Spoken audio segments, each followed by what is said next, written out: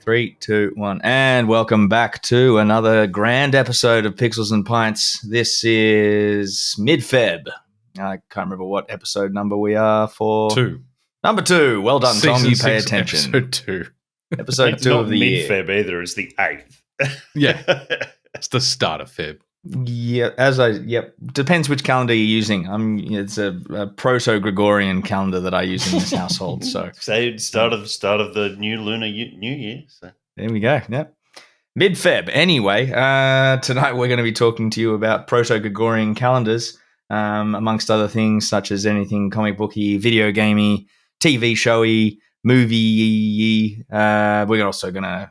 Two of us are drinking a few little beers, some tasty treats to ease through our what day is it? Wednesday? Yeah, ease through Wednesday. This is going to be entertaining for everyone. I gave blood this morning, so I probably shouldn't be consuming 4 beers. So let's just triple down. Only triple IPAs for me tonight. Let's just do that. See what happens. Blood's overrated, Tom. Not mine. O negative. Very important. Very important. You just have to consume less to raise your BAC. Or let's go turbo. Instead of increasing alcohol, you just decrease blood volume. Same outcome. Cheaper. It probably is. Well, I should probably introduce our regular hosts. I don't know why we still introduce ourselves. Everyone knows who we are, but we have Pete. Howdy. Hey, and we have Dan. We're working on the Marvel principle here, aren't we? That every podcast is somebody's first podcast. Yeah. We need an origin story every episode. Introduce somebody every episode. To be honest, since we've moved hosts last month, so season 6 is on a new podcast hosting facility. I've got access to different stats. I wouldn't say better stats, but different stats. There are new listeners every time we record. So hello, new listeners. I'm Tom, by the way. There you I forgot to introduce myself. Hello. Welcome. What's happening? Do yourself a favor. Skip season 1. I actually had. No, I didn't. I had a new listener reach out and say that they'd just started listening and they went all the way back to season 1. And I strongly encouraged them to skip season 1. And he's like, no, there's too many in jokes. I need to know the backstory, the history. Fuck me. That's not a good idea. Well, look, if you're not a masochist, you're probably not listening to us anyway, right? Yeah, fair enough. Fair enough. Tom, what's your first beer? I've opened mine as well. Bad day, bad evening, bad week, bad month, bad year. So let's get into this. Oh, yes. I can set us up for success tonight, Dan. Hey, no, I'm on the same plane. Don't you worry. Set the bar really low, can only get higher from fucking bottom. Not entirely true, but that's a fine. We'll leave that one. I am drinking the Paper Trails Italian Pilsner by Lost Palms Brewing. Look at this. This is a new, I don't know if you've noticed this, Dan, but I've seen this a bunch at the moment. In fact, my first 2 beers seem to follow this new art trend in beer, where they're taking like obscure old art pieces, which are probably now in the public domain, and reutilizing them for the labeling. This one, it also looks a bit like, I don't know if you guys can really see it. So there's a lady on the front, but she's almost like shiny compared to, but it's not entirely like, because it's on a white can there.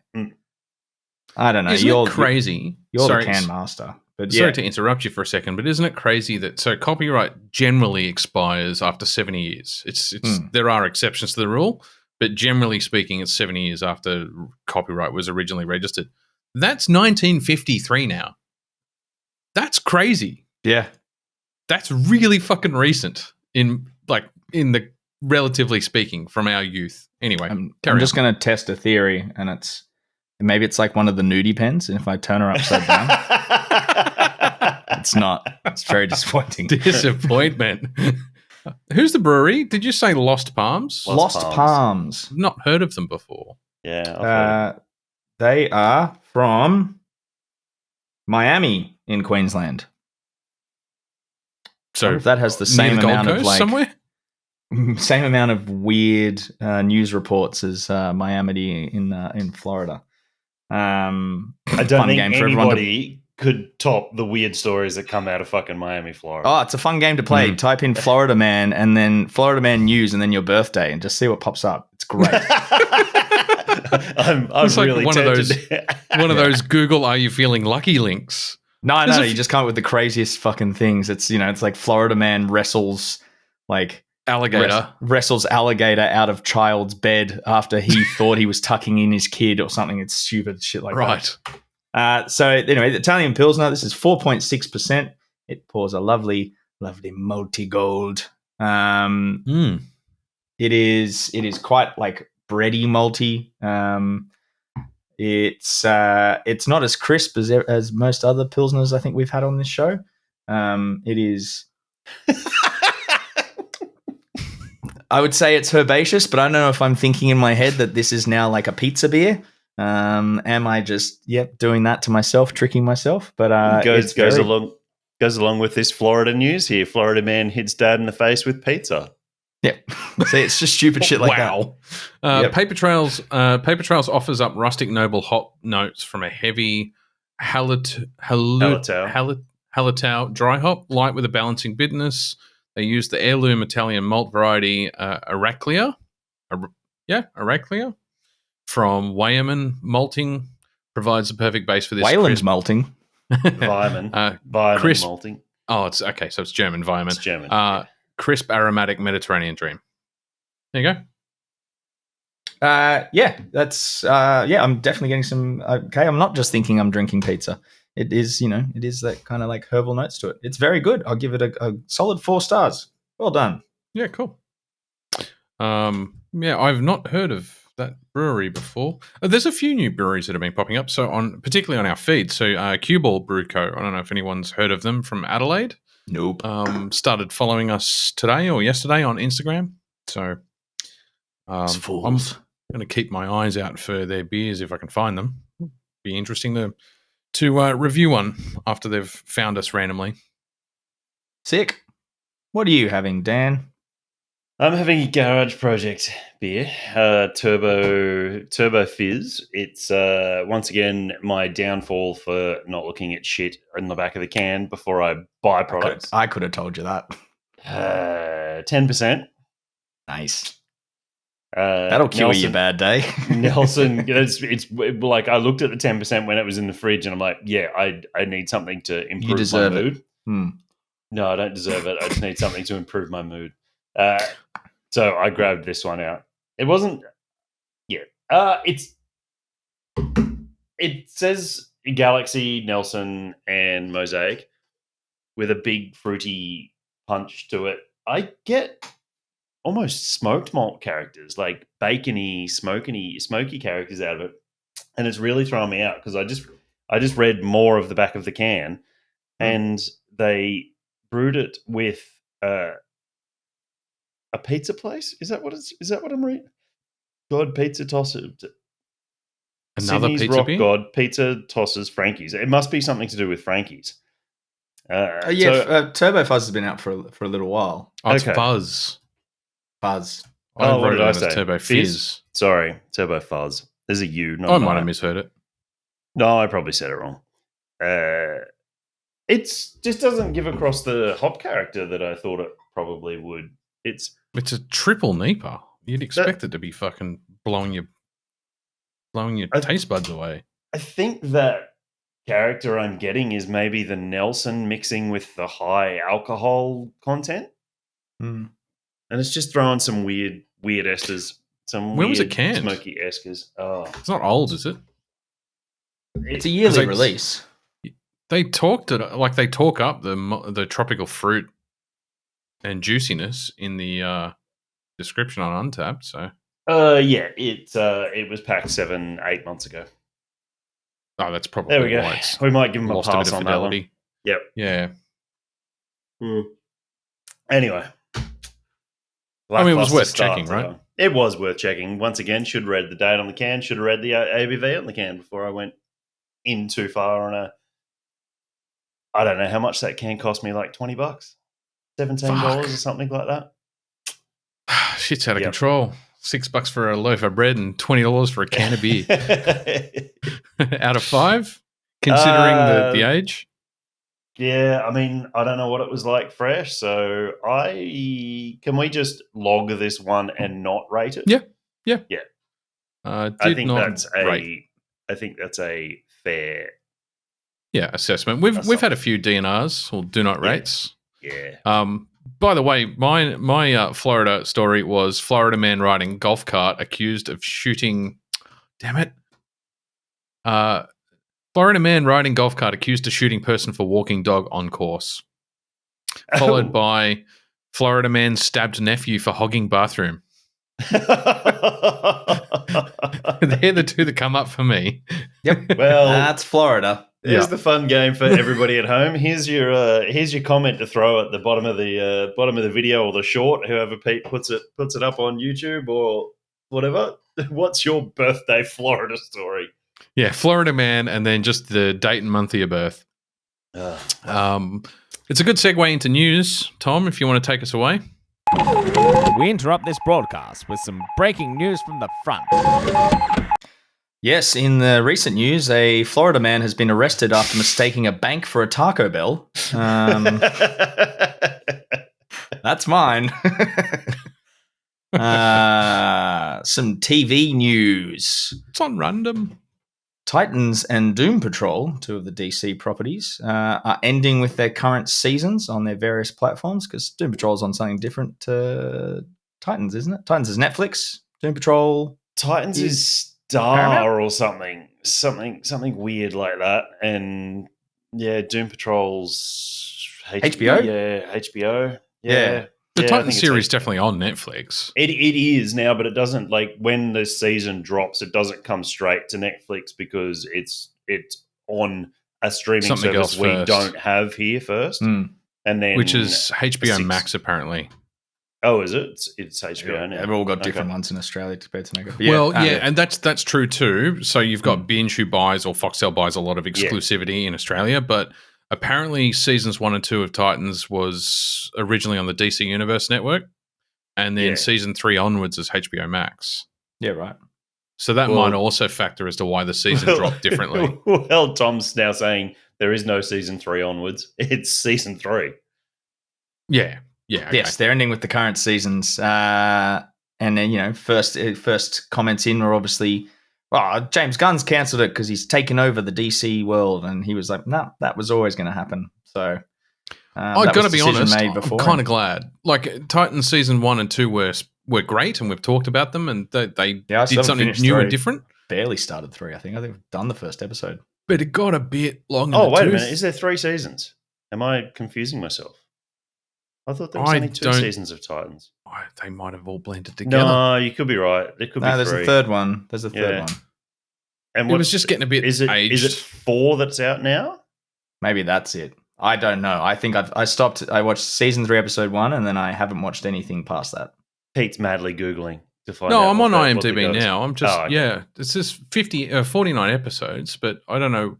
Season 4, there's 4 seasons. The last episode, so they had a mid-season break on the 1st of December 2022, and then episodes 7 through to whatever, 8, 9, 10, 11, 12, so 6 episodes will come out sometime in this year.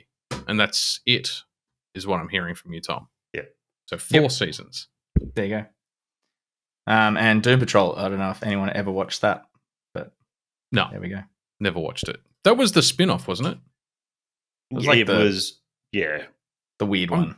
In parallel to there was a couple episodes where the Doom Patrol were in Titans. And then they spun it out into its own little side series. Got it. Yeah. Never watched it. No interest. Which is interesting. Seems the creator or the writer for Doom Patrol is doing something for James Gunn's DC Universe, but I'm assuming we're going to get that at some stage. Yeah. So yes, that's see you later. Thanks for all the fish. Probably the worst way to lead into the next bit of news, which is a bit unfortunate, but Microsoft laid off 10,000 employees from its Xbox and Bethesda teams. There's been some interesting huge layoffs lately. So there's Microsoft. There's 2 or 3 tech companies that have just dumped a bunch of stuff. Salesforce dropped a shitload of people worldwide. Yeah. I mean, that's a great way to start your fucking merge, isn't it? Buy Bethesda and then shed 10,000 staff. Yeah, especially from their game studios when they're talking about how much emphasis they're putting into it. They're trying to avoid being one of those studios that, breeds a culture of crunch. And then if you let go of, a fair portion of staff members, you think that crunch is going to creep on back in. Yeah.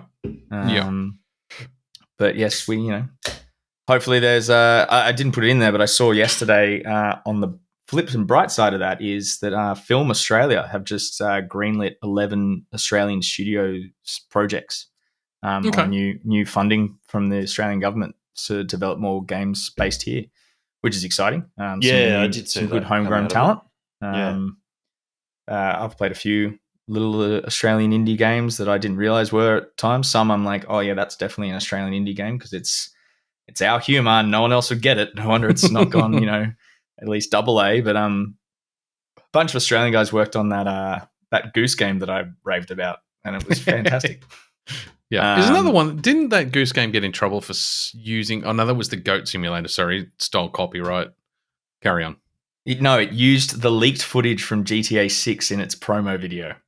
It got in big trouble. But Rockstar went, listen, Goat Simulator 3, kindly don't. And they went, sorry. Yeah, it was a cease and desist, but I'm sure it was based on copyright infringement. Yeah, no, it definitely was. What else we got? Some Oscars news. We like movies. Everything Everywhere All at Once, which is fantastic. Has been nominated for 11 Oscars. So well done to those guys. Round of applause for them. Michelle Yeoh is up for Best Actress, and it's the first time in 87 years that an Asian actress has been up for that award. Wow. And we also saw the first MCU acting nomination in Angela Bassett this year for her supporting work in Black Panther Wakanda Forever. That would be I put that down to briefly talk in less than 60 seconds later, but I might just cover it now if that's okay. I watched Wakanda Forever because it's now available free on Disney Plus. Yeah, just recently. I think in the last 7 days for sure, but I think in the last 3 or 4 days. Have you seen it, Dan? Not yet, no. I thought it was an excellent portrayal of what African culture might look like were they not colonized and they became a high technology like civilization leader in their own right. I found that's a good continuity from the first movie. I found that really interesting as an exploration of what would happen to more traditional African culture if it had been left to just prosper untouched, undisturbed. But every other part of that movie I fell asleep for. It was just, I really did not get anything new or exciting out of that at all. I found Namor to be a no-frills Aquaman, and that's saying something because Aquaman's fucking terrible in its own right. It was too contrived, the core plot line of how he came to be and how he was different from his own people and why his people were blue. It just, some of it's comic book source material problems or it was taken from comic book source material, so you can't really blame the movie. But I found that whole part of it yawn. The only thing I really enjoyed was the African culture that was baked into it, which was excellent. And the acting was excellent as well, I got to say. Okay. The end. I'm not getting into it now. Fair enough. Yeah. I'll wait till Dan sees it if he wants to watch it, and then we can do it properly. But yeah. Yeah, I'll definitely watch it. I just haven't had time of recent. Since it's gone on Disney Plus. Yeah. Can definitely say I understand why Angela Bassett's nominated, though, for an award. Oh, yeah. She's fucking fierce in it. Yeah. Hell yeah. So which one's Angela Bassett? Ramonda. She's the mum. The mother. Okay. Queen mother. I thought I knew the name. Yeah. Yep. She's fucking badass in it. As is Michonne from The Walking Dead. She's fucking badass in it too. The new Ironheart. Anyway, we'll talk about it. You're right, Tom. We'll talk about it when Dan's seen it and you want to cover it properly, we'll cover it properly. I never thought we were going to because it's been out for such a long time. So no, we don't have to, but yeah. Speaking of all things Avengers, Square Enix has stopped support for their Avengers game. I didn't know they ever offered it. I did like that little side comment. Yeah. Oh well, see you later. It had potential. It fucking missed the potential, and it's going to be left to fall into obscurity. And it's not that, it's just unfortunate because Square Enix have shown they can make an excellent Marvel-based game or superhero-based game in Guardians of the Galaxy. It was just, this one was, I don't know. It's always when you get a game like that and they just want to make a live service out of it, that's when it just fucking falls through and it misses the mark. What is it? Yeah. 2 years old? 3 years old? Yeah, it'd be 3, maybe like that. Yeah. 2 to 3 years old.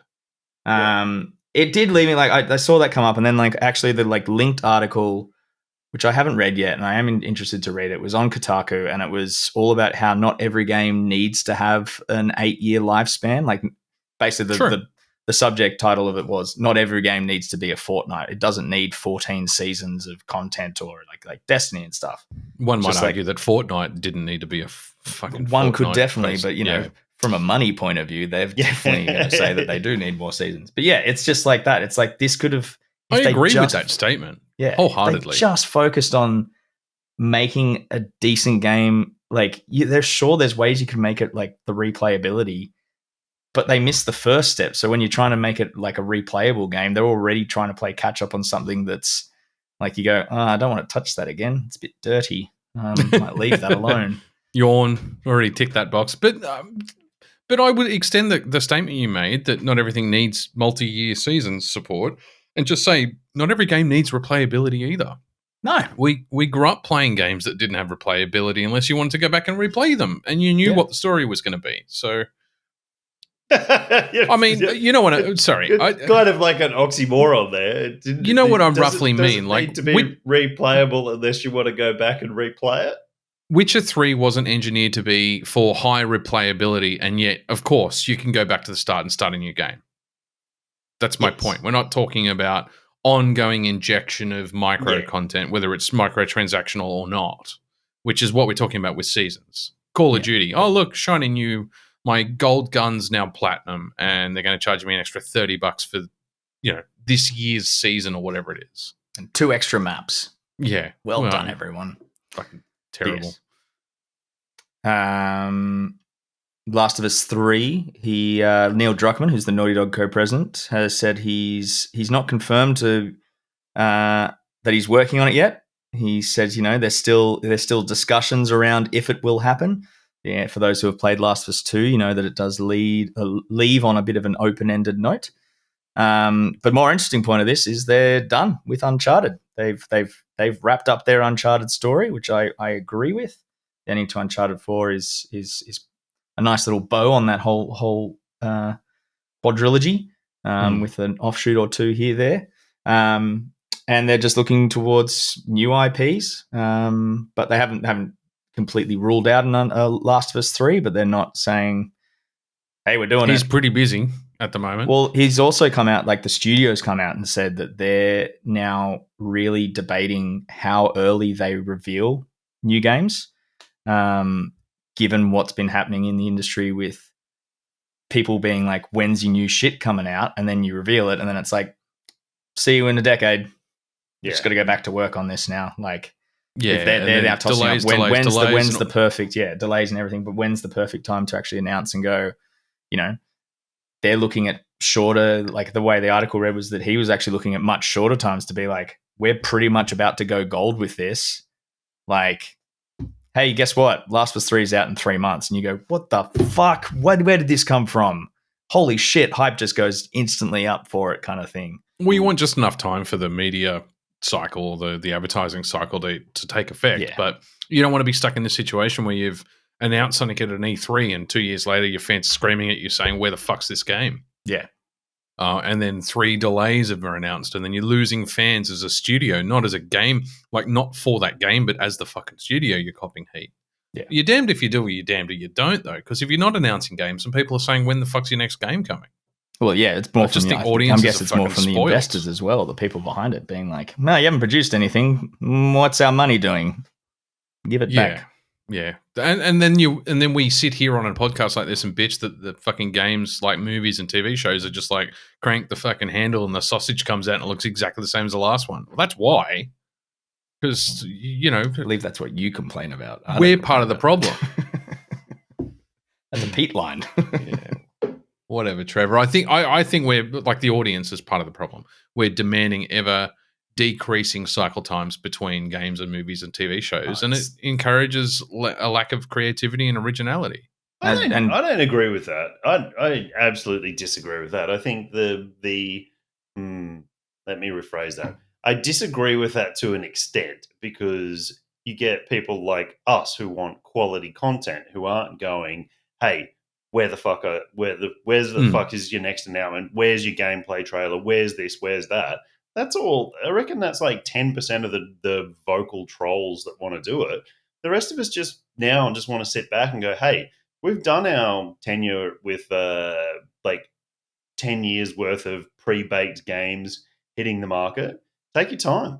Don't announce it. We also don't get stuck on that hype train much anymore either. As we're getting older, we get less. Like we'll buy 5 or 6 games in a year, but we won't buy every game that's hyped up like we probably did in our 20s if we had the money. Yeah, because primarily on my side of it is half of it's rubbish. Well, don't have time, but that's my point. Half of it is rubbish. We've just gotten to a point where we don't need to jump on the hype train. We'll grab shit that looks good, but we're not going to lose sleep if we don't. No, that's exactly it. Yeah. Mm-hmm. Yes. And then about your last point, I'll be right back. All right, I'll tell the last one you had before Pete goes into another deep dive into D&D licensing, in which I've definitely crafted some of those glasses that make it look like my eyes are open so I can sit there. I knew you were still there. Right off. I actually wasn't. I had to take my headphones off. I needed to close my curtain because 5 people have walked past the house since we started recording and given me weird looks because I can see through a window and put your pants back on. I've got purple lights behind me. It makes me look like I'm running a brothel. Oh, you're a cam girl. I just need the Visa logo in the window.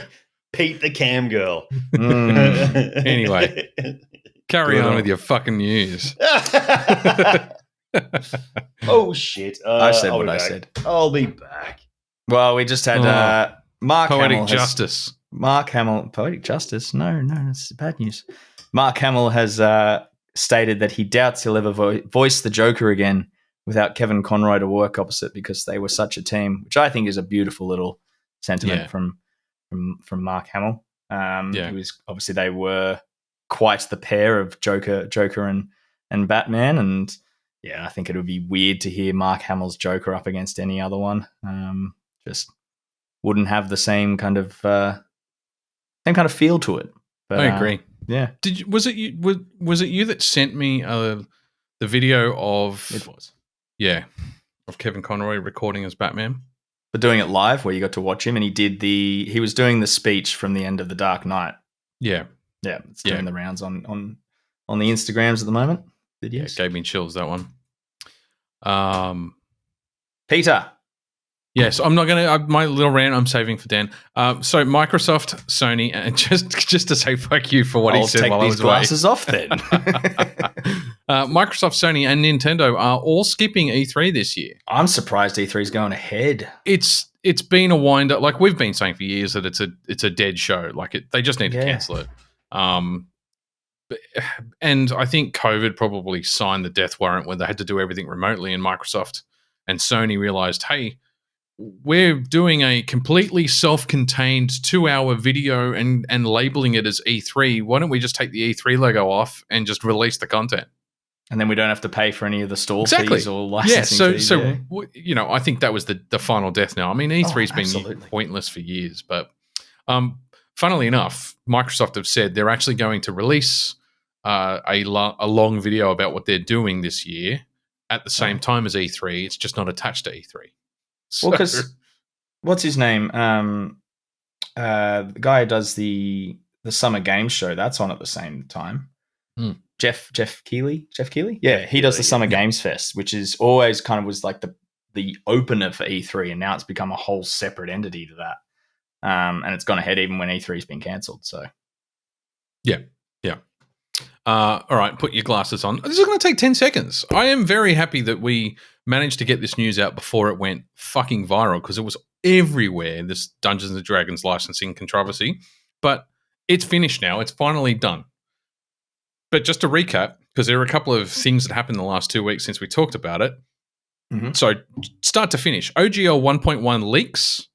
Fans scream about the dodginess in the updated licensing agreement.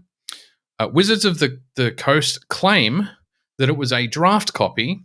It was put out there. It was intended to be put out there for consideration, but then got caught out in a massive lie when several large companies came out and said, well, actually, they've sent it to our lawyers a couple of months back and told us we had to sign it. So they didn't fucking leak it. They got caught in a bullshit lie. And due to the fan pressure, they basically backed out the changes, said, actually, we need to think about things. Fuck off, Tom. I didn't do a thing. But then came out with, and I've got a little quote here, when they backpedaled, one of their quotes was basically say, fuck you to the fans. Second, you're going to hear people say that they won and we lost because making your voices heard forced us to change our plans. Those people will only be half right. They won, and so did we. And as a result of the contempt that they were showing their fan base, companies, big companies, including Critical Role, started talking about potentially abandoning D&D 5th edition and going back to Pathfinder, which is where they started. Because if it wasn't for Cobalt Press and Critical Role and a few other large companies, D&D would still be dead. Pathfinder was bigger than it was. Where did the company win? Yeah, exactly. That last line. I mean, I don't know enough about it. I know as much as I've said on here. While you've zoned out for it. Yeah. Something like that. And the thumbnail tags on the YouTube videos that I didn't watch. So they said we're going like D&D. We're going. Well, basically, they said we're going to use your feedback to come up with a better version of this new licensing agreement. And that quote that I put there about, they won and so did we, was a really aggressive, like a passive aggressive way of saying, and as a result, we make a better product because of your feedback. But it was a really shitty way to put it, and it was, and it's couched in a bunch of other stuff that I didn't quote. Was it not to do with that thing that Ed was talking about with the like marketing, from the marketing point of view, like that? It was a PR. It was a PR message, but what Ed said was it looks like it was written by, like, it's a PR fail. It looks like it was pumped out by a PR company and it just failed. In the end, because of all of that shit. AI, Chat GBT pumped it out. Apology letter. But as a result of all of that, the controversy, getting caught in a lie, and then telling your fans to go fuck yourself, and your fans turning around and saying, well, actually, you know what? We're just going to move on to a different system. They've now gone all the way to, we'll just go with Creative Commons. They've basically relinquished all rights irrevocably forever to D&D 5th edition rule set. So they completely lost until D&D 6 because they get a big reset button for that once the noise dies down. But like I said, nobody will use it then. Yeah, exactly. Looks like a media embargo for PlayStation VR 2 was lifted a couple of weeks ago because I think it was the day after we recorded our last podcast. I started seeing very early hands-on reviews, people getting like between 10 minutes and 60 minutes to play with the physical hardware. All the reviews are sounding really good. The headset's comfortable, it's lightweight, the quality's, like, the actual graphic fidelity is amazing. The controllers kind of have mixed reviews. Some are saying they feel cheap and flimsy. The others say they're really light, but they don't feel cheap. And so I'm not. It's probably that's a real mixed bag there. Yeah, it's a complete, like, it's funny because they both attributed the same property of the controllers to completely opposite ideas. They're light either means they're cheap and flimsy or they're really fucking good. I don't know. I guess we'll find out. It's only 3 weeks away from release, or 2 weeks. 2 weeks away from release. Well, then Sony put. Did you read that big FAQ they put up? Yeah, I did. There's not much. There wasn't much new information to learn from that final FAQ. The biggest problem is still the release lineup. There's 30 games, and of them, there's maybe 2 or 3, maybe 5 at an absolute stretch that would capture most people's attention. Yeah, right. So they've still got a massive problem with games, the same as they have with the original PSVR. It's simple. Re-release Skyrim VR. Yeah, and every other game that's based on that same engine. Yeah. I can't remember which engine Skyrim used. But it's probably the only PlayStation VR Elder Scrolls game we'll ever get now that Microsoft have bought Bethesda and flushed it down a toilet. Yeah, I don't know that the next Elder Scrolls will ever make it. Anyway, and the last piece of news that I saw was Flash. They're rewriting Flash again. Oh, wrong. They're now dropping the cameos for Michael Keaton, Sasha Calais, who was playing Supergirl, and Henry Cavill as Superman. Did anyone else find in that James Gunn video that someone was off screen with a very large rifle pointed at him saying, say nice things about the Flash now or you get it on screen. It felt really forced and fake. Yeah. You're absolutely right. Yeah, he brushed over it pretty quick. But he was super enthusiastic, like more so than he should have been. I was just like, it's just a smile and wave, boys. Smile and wave. Yeah. I know I bring this up every time that we the Flash comes into the news somehow. I just fucking drop it. Just get rid of it. Forget about it. I totally agree. You lost $250 million. Get on with it. It's past. There is no way this is going to be a hit now. Anyway, even if it was the most spectacular movie ever, you've still got a alleged groomer. Yeah. Let's say alleged. Let's go with alleged. Let's go with alleged. No interest in following that story anymore. Exactly. But he's a thief. He's a certified thief.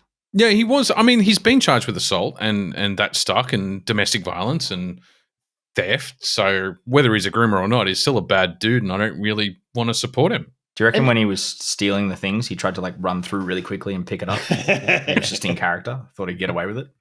Just stop. Anyway. These people probably don't want to be associated. Keaton's probably gone, no, fuck that. I don't want my name attached to this. And Cavill, I almost guarantee he has gone, do not put me in this. I do not want to be seen in this anymore. Unfortunately, how do you pronounce her last name? Calais? I assume it's Calais. I don't know. Yeah. I mean, unfortunately, she's going to miss an opportunity to go into potentially what could have been a huge franchise. So she seems to be, I don't know who else is going to be in it, but I mean, if she's one of the main ones that's being dropped from it, she's missed what could have been a huge stepping stone for her for the next 10 years. So, you know what sucks for her? The only thing that she's known for, other than Flash as Supergirl, was The Young and the Restless. Oh God! She was in. So it looks like that's basically her entire career. She's a Bostonian. Yeah. She's done 273 episodes of The Young and the Restless, and they're all recorded in one day because it's all 30-second lots, and then they flick to the next scene, and you don't come back to that scene for another 3 days. Well, as long as she gets paid for it, Just to clarify though, Dan, you're absolutely spot on. It's 2018 to 2021. She was in 273 episodes in the space of 3 fucking years. Yeah. Do the math on that. That's 10 episodes a day or something. That's crazy.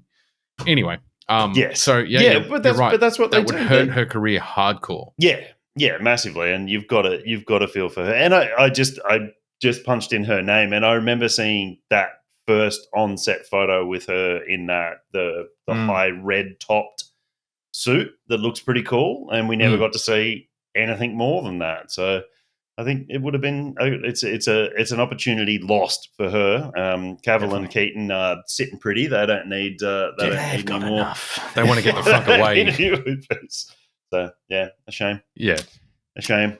Just CG him out. Just CG Grant Gustin in. Just put him as a make Flash just a complete blur. Just put a speed blur over it the whole time. Like he's fucking vibrating. Right. Yeah. See, the other thing the other part of what you said that makes it even more correct is even if it's the most spectacular Flash movie ever made, we still already know there isn't ever going to be a follow-up, so what's the fucking point? You're not going to invest in this as a universe. You're not going to invest in the consequences of the movie because they've already said they're going to hit the big delete button as soon as it's done. Yeah. Well, I mean, that's the whole thing that James Gunn said, is he's using Flash as the reset. And now he's unwinding part of the reset. So I just feel like maybe Dan's right. Maybe they're just lining it up to knock it over and that they're going to cancel the film. Maybe. Could just be a long, slow death, and who knows? Who knows? Maybe if they get James Gunn to say that, and then there's enough blowback from the community saying, "Don't fucking release that shit. Don't give him airtime." Blah blah blah. They go, "Look, we listened to you. We're now not going to release this because you said you didn't want to see it. No way they can't cop too much shit about it. We're going to respect your wishes and not put this out." Yeah, that'll be the day. Maybe. You guys ready to review your next beers? Yep. I've got no sense of drinking time now that I'm not drinking. Well, I stopped on that other one and I heard Tom crack his, so I'll be back to reviewing beers next episode, thankfully. Yay! I'll go first again because I am ready. This is Well, Why Not? A hazy pale from White Bay. Again, weird old art. yeah. It feels like Contact. Like the picture looks like school Contact kind of stuff because it's so shiny. Where's the microphone? It's moving away from my head. It is 5.3%. They've done this weird thing where it's meant to be like film on the top and the bottom. Kind of see there? Oh, yeah. Yep. And they've done again on Celluloid. the bottom. So when you're looking at the front of the can, the 5.3 is over this side and it's rotated far enough, but it's upside down. So I read it wrong because I am smart. So this, it's a hazy pale. They're using the experimental NZH102. It is, pours nice and hazy. It's got that kind of quite soft mouthfeel. It's tropical and citrus. It's not overpoweringly tropical and citrus. It's not like you're not getting smacked in the face with it. It's quite a nice little mix, which I'm assuming is coming from that hop that they haven't, what they haven't named yet. I assume this is why they throw it out to brewers to use before they name it. So it's like, what flavors can you get out if you do it this way? What flavors can you do out if you do it this way, kind of thing. I imagine they probably throw out 3 or 4 and see which one sticks and then name that one. I mean, yeah, I'm sure they do. Dan could probably jump in at any point, shed some light, clarify or deny. A hop is in. I think shut the fuck up. Anything. Average hop is in development. I think it's something ridiculous, like 14 years. Cheapest that it's in development for. So from splicing the plants together to growing crops to experimental crops to commercial crops to getting it into market with a designation to seeing if that's going to actually work commercially in the market, seeing if it's still going to farm commercially. Once again, like Tom said, put it in at all different times of boils, mix it with hops, mix it with other hops, mix it with different malts and processes and everything like that. And then maybe in 2 or 3 years after they get that first batch out into the commercial market, because I could probably apply to get some of that if we wanted to put it in, and that'll roll through for 2 or 3 years through a few breweries and comments and everything like that. If it's successful, then they'll name it and then they'll get it out there. Yeah, okay. It's a long fucking lead time. It's insanity. It's like to think about. I'm sure I'll come back to you on the 14 years, but I'm pretty sure it's something like that, because I mean, you think about where the beer industry was 14 years ago, or even let's call it 5 to 8 years ago to where it is now. It's a completely different thing, and you had to have these people with this foresight to go, hey, let's do this so it's popular in just over a decade. It's kind of it's funny because I mean you talk about crossbreeding various plants to get a specific outcome, and taking 14 years, and yet geneticists on the other side of the world reckon it's only going to take 2 years to de-extinct a woolly mammoth. Yeah. So maybe they should be using CRISPR over in New Zealand for their next hop varietal. And we can all grow a third eye. Yeah, I saw on a bottle of water yesterday, non-GE. No, I'd be worried the day we're genetically engineering our fucking water, or GM, sorry, GM, modified, non-GM, modified. Yeah. Modify the crap out of me. I don't give a flying fuck. Whatever. Made me live longer. Sorry, Tom. I won't live any longer. I'll end up in a horrible Wolverine-style jump accident where I think I'm going to land it and survive it, and I won't. Don't look up. My friends have been saying that for years. They're like, don't go near. No, Tom. Don't watch Wolverine near a balcony, Tom. You will try and claw stab someone off the top. This is it's a good example of a nice, stronger hazy pale. I wouldn't say it's a great example, especially the way they describe like the intense, like on the back, like not intense, the tropical fruitness, the red fruit and candied. They say candied citrus. Like I don't get enough of that like sweet character like that they're talking about. And when I'm thinking, I'm not sure when like red fruit, if they mean like red apples, like there's a bit of that kind of like it's like the thing that when you think that flavor, like that suddenly appears in your palate. So now I don't know if I'm doing that to myself or if it's meant to be a desired flavor, but I'm definitely still getting a bit of that diesely New Zealand character we've talked about before, that quite earthy characteristic, which is working, but it's not quite in balance in this. And again, that's like they said, they're using an experimental hop. You're never going to get it right with one of those. But I think it's a solid 4. It's just, knowing the caliber of the hazy pale style that White Bay put out, it's not one of their greatest, but it is still a very drinkable beer. And yeah, they're not being too boozy, but got enough there that it's carrying all those flavors. But yeah, so it's solid 4. Yeah, cool. Mine is also going to be a 4. I don't have it in my heart to go quarter points tonight. We'll get to that. We'll get to those shenanigans again in the future. I have the Astral Project Pinot Gris rinsed, RINSED farmhouse sour. Too much light here. Too much light. No, there we go. There we go. Oh yeah. It is it says canned and produced by the Loophole Brewing Company in collaboration with Cape Jaffa Wines, Limestone Coast Road, Mount Benson, via Robe, South Australia. Right. Yep. It didn't mean all those areas mean nothing to me as well, but you know what? They made a fucking awesome farmhouse beer. It's great. There is way too much. There is way too much writing on the back of the can for my liking. It's a 3-page novel. Yep, and it's all in cursive, and I don't read cursive, so I'm not even it's literally in cursive print, and it looks like a whole bunch of loops and flicks to me, and I'm done. My brain also, it looked like what was that white writing on a light pink can on a peachy coloured can, yeah. Yeah.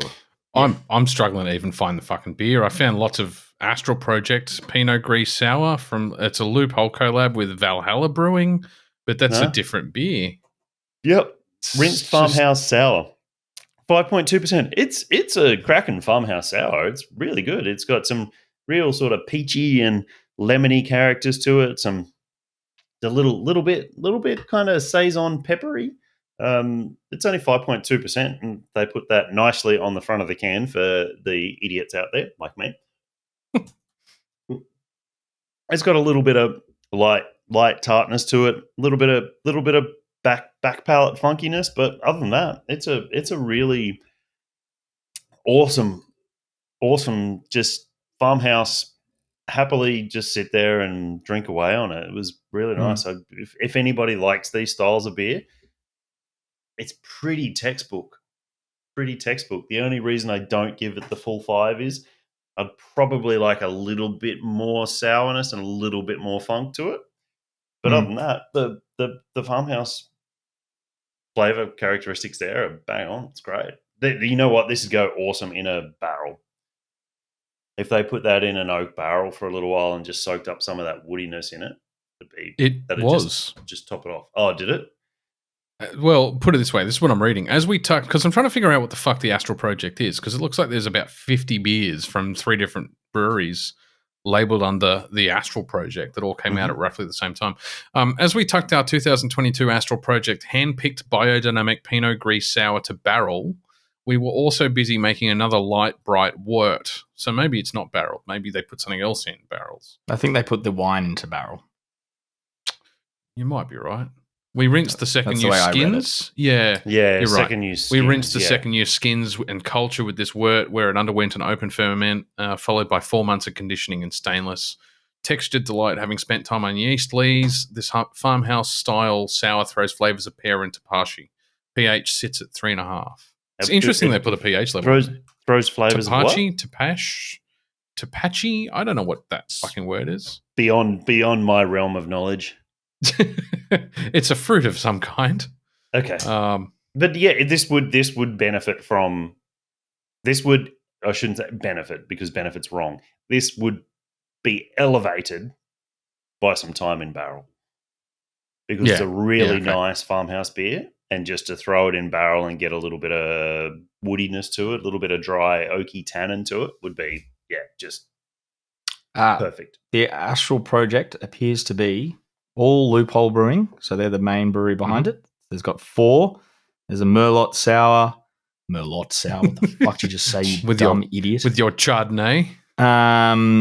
Shiraz Sour, a aged Shiraz Sour 2021, and a Gewürztraminer Shiraz Sour. They say on their Instagram it is part beer, part wine, all in collaboration with Cape Jaffa Wines, and it looks like they've used some other breweries in some of those beers as well. Yeah, okay. Cool. So I'm looking at a Valhalla Brewing. Yeah, Valhalla was on a collab. Yeah, cool. Interesting. And Tapashi is a fermented beverage made from the peel and the rind of pineapples, along with brown sugar. It's a Mexican drink. There you go. Some random useless factoids that you'll forget in 5 minutes. Add some Tapache to your Merlot and then uppercut yourself in the face, Tom, you dumb fuckhead. Wow. Some aggressiveness there. I need to direct it to myself. That's fine.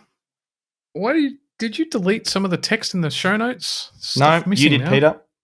You're drunk.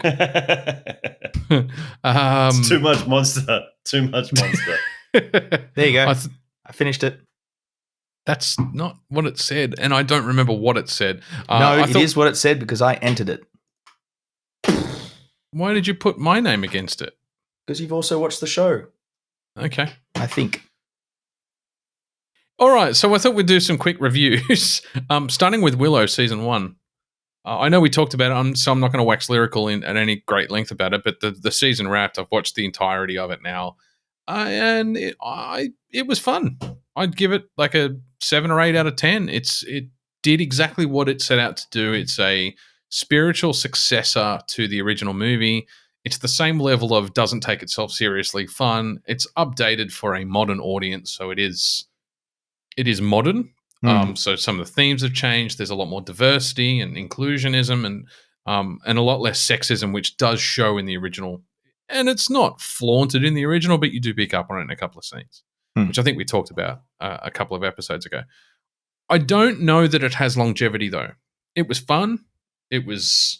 It has that, and I think these words are going to come up again when we talk about Hogwarts, but it has that almost childish innocence. It's not truly innocent because it is self-aware enough. There are sexual themes in it, but it is kind of that youthful exuberance that you get out of the original movie.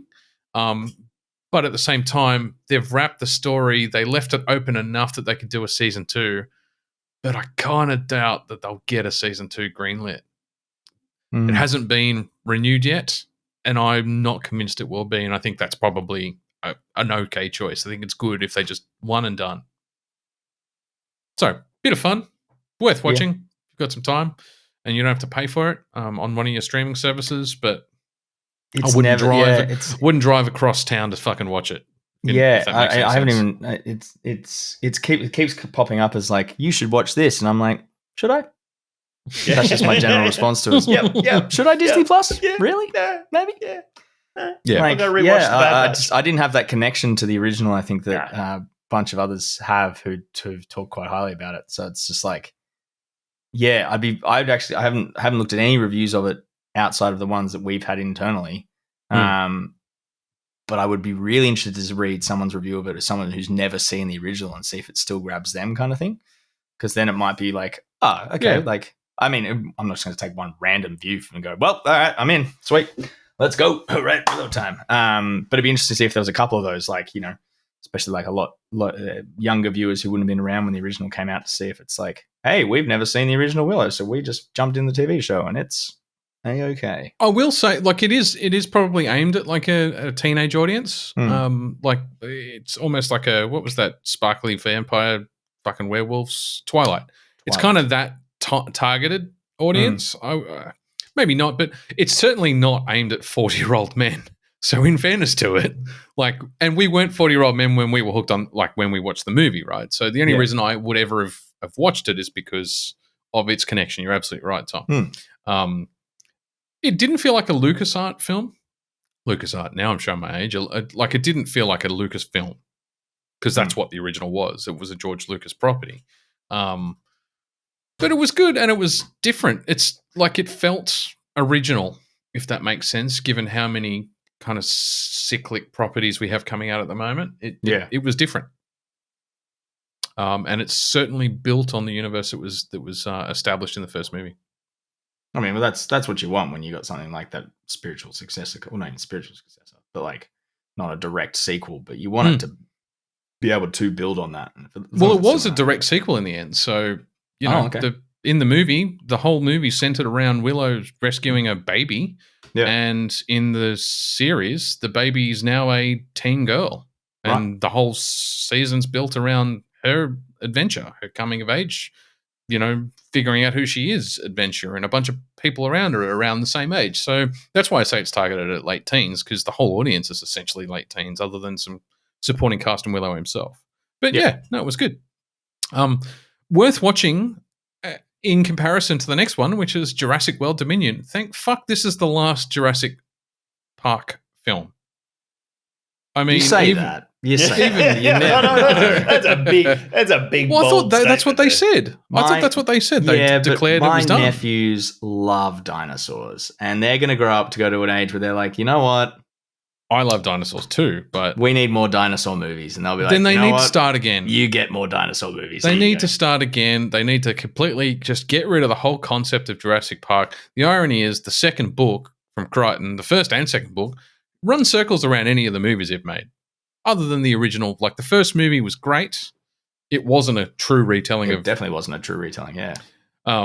But the second book, I don't think they had the capability, like the CGI capability to do the second book, because they had, you know, invisible dinosaurs and shit. But I just think they need to declare the fucking IP done and start from scratch.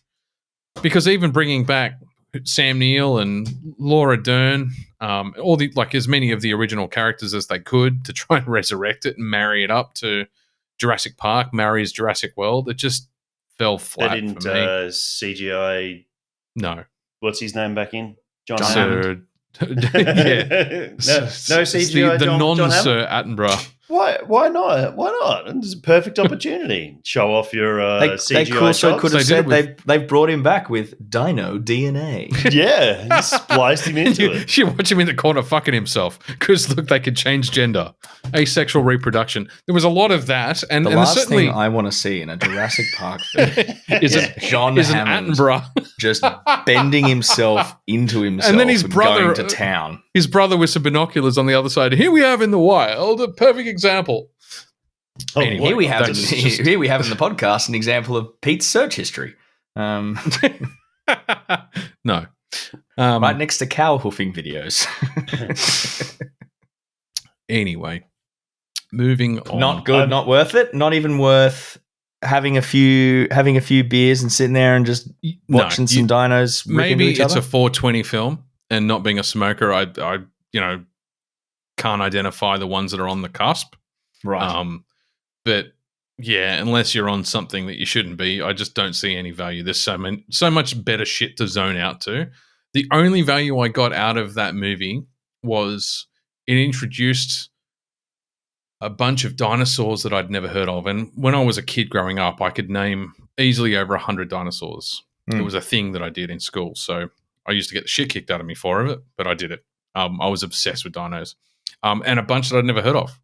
And then it had me Googling and Wikipediaing feathered dinosaurs. Say, did you actually research and make sure they weren't just made up shit for the thing? Yeah, cool. But every fucking type of raptor that we've discovered got just jammed into the film. We've got Pyroraptors and Velociraptors and fucking this and that and the other.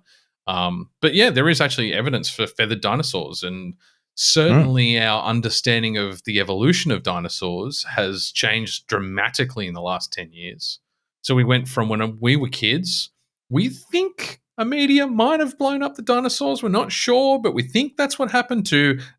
There's the meteor. There's the parts of the meteor in what do you call it, museums, and there's the crater on the map.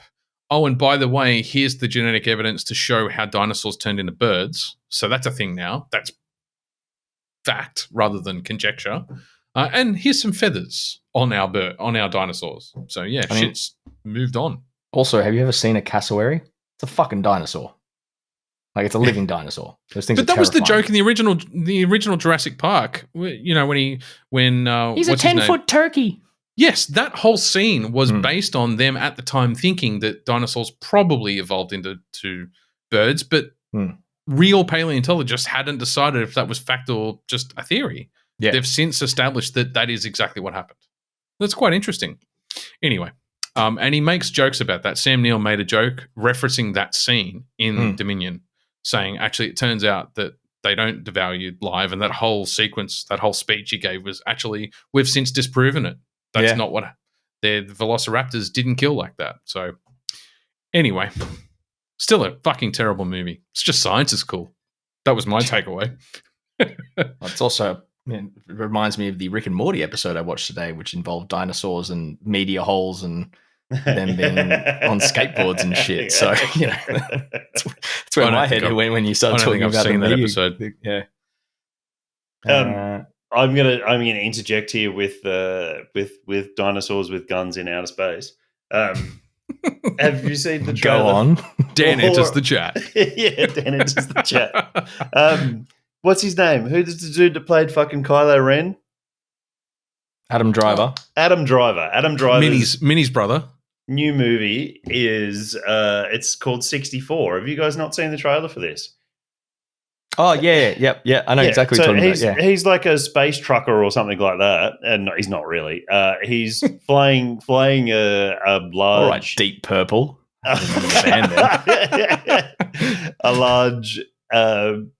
A large starship of some sort with he's like maybe semi-time travel-y as well. Yeah, I don't really know what it. Yeah, goes through a wormhole. It's which Star Trek is that? I can't remember. Leave it pretty ambiguous in the trailer, and he crashes on a planet. There's one young girl that comes out of cryosleep that survived the crash. He's on a planet. He's got sci-fi tech weapons, like really. It's great. He's trip mines and everything like that. And he's crashed on a planet full of dinosaurs. And he fights them with guns, and there's a Tyrannosaur coming through a waterfall, and that's all you need to know to go and see the movie. So it is time travel, and it's Earth. Because it's not called 64. Oh, come on, man. You just fucking spoiled that shit for me. It's on the poster. It's on the poster, and the movie's called 65, not 64 if you're trying to IMDb it like I am. Whatever. And it's 65 million years ago. Prehistoric Earth just had a visitor. It should just be called Turok. I just did a perfect reenactment, a perfect audio reenactment of what comes out in the trailer and what this movie is. He did. I've seen the trailer, and I knew exactly what he was talking about. Yeah. And you're criticizing me for one fucking number. I didn't criticize you. I just said that you got the name wrong. Whatever. Fuck off. Get on to your next one. No, anyway, 60. If we were here in person, I'd throttle you now. I think 65. I think it just looks like a bit of a fun popcorn movie. It'll probably be a Netflix streaming or it'll straight to DVD, Disney streaming or something like that. But I just think it looks like if it gets a cinema release, I am there. You know what? I'm going to go and see if it comes out in the cinema as well. Yep. I agree. Yep. Treason. That'd be a 420 movie to see in the cinemas. No, it'd be fucking terrifying if you were high. You're just sitting there for fucking dinos coming at you through a waterfall and you're blazed out of your mind. You'd be like, I am going to literally shit myself. I got really stoned, and when they re-released Jurassic Park, really stoned and went and saw that in gold class. That was good. That would have been cool. Yeah. Treason. You're right. I had to look it up, but you're right. It's funny because I went down a rabbit hole after watching Treason. I went and watched Slow Horses. I think there's 2 seasons out on... Is that the sequel to Wild Horses?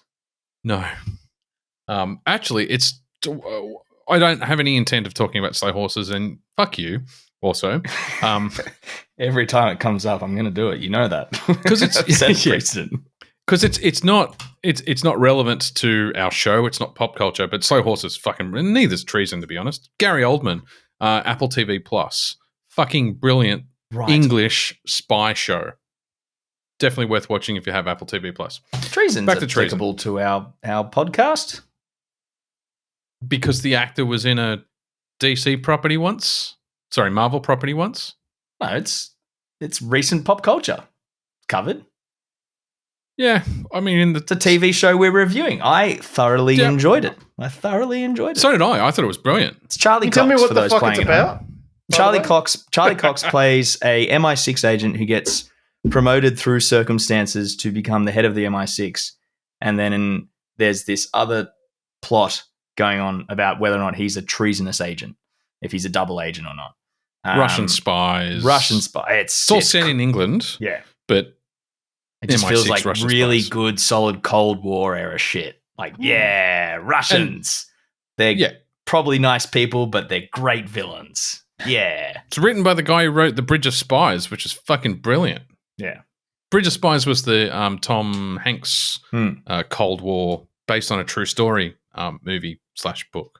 So, this was excellent. I give it a 10 out of 10. Fucking fantastic. Really recommend it. It's but it was funny because Pete and I were talking about it on a side note about there was that article that came out after the first 2 seasons of Daredevil where Charlie Cox talks about how he struggled to get roles after Daredevil because he taught himself not to look at people's eyes, to do the blind, like without any eye contact or contacts to mask where his eyes were going. And I think it's one of those things that I kind of psyched myself out because I just could not stop focusing on where his eyes were going when he was talking to people. You definitely did, because he was perfect in this. Like he had no problem with eye contact. Like there were times where I definitely got so caught up in the story I didn't notice it. But there were a few times where it was like really especially really passionate talks with his wife, who is played by Charlie Chaplin's granddaughter. She was in Game of Thrones. I can't remember her first name. He's probably IMDbing it. Come on, Pete. Una Chaplin. She was brilliant in it too. Yeah. I don't think I've seen her before, but she was Robb Stark's wife in Game of Thrones. She got stabbed when she was pregnant. Oh, the Red Wedding. Yes. Anyway. But yeah, there's some really intense family scenes between them. And yeah, I think I definitely psyched myself out where I was just like, just look in her eyes, man. Just look in her eyes. Like she's your wife. Come on. Some brilliant acting all around. Yeah. Oh yeah. There was also Kyron Hines, which you probably don't know the name of. I don't, but I recognized him immediately because he's been in a bunch of shit. Tinker Tailor Soldier Spy, the Harry Potter and the Deathly Hallows. That's where most people would know him from. And Alex Kingston, who is River Song from Doctor Who, who Dan and I actually we didn't shake hands, but we saw in person when we went to a convention once. Yeah. Very good show. It's what, 8 episodes? 8 episodes, something like that. They're about 40 minutes long. Just some good quality spy-ish thriller. 5 episodes. Total of 3.5 hours. There you go. I mean, it's shorter than most fucking Marvel films. Yeah, there you go. Hello, sweetie. There you go. That's her. Yeah. Alex Kingston. I didn't know that. I didn't recall that you had that signed by her. I did. Excellent. That's what you must have been doing while I was getting Matt Smith's photo and signature. Yeah. That's what it would have been. Yes, thanks for bringing that. She was, and she's got that really awesome feminine vibe around her. There's just something about her that's charismatic. Very strong character actor. She's still got a massive mane of hair. No, she had it tied back, but you could tell it was waiting to burst out. Oh, I don't know how she tames that. There's so much hair there. It's gorgeous hair, but God, there's so much of it. Yeah.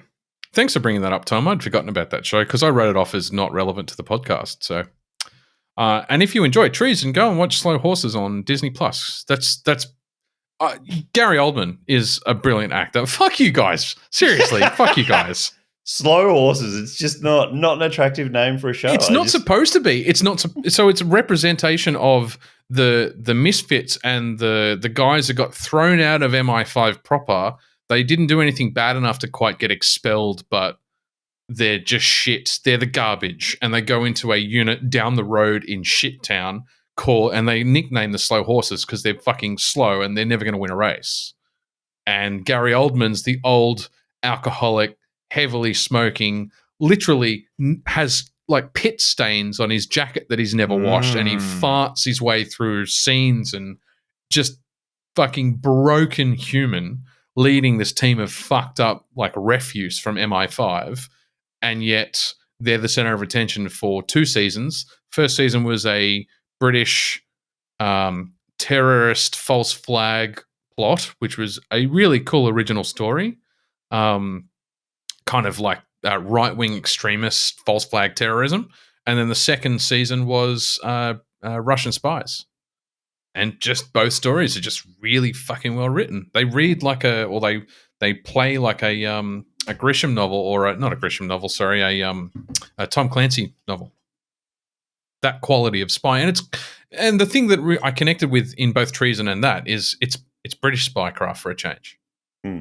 Bit over the CIA, but it's not Bond over the top spycraft.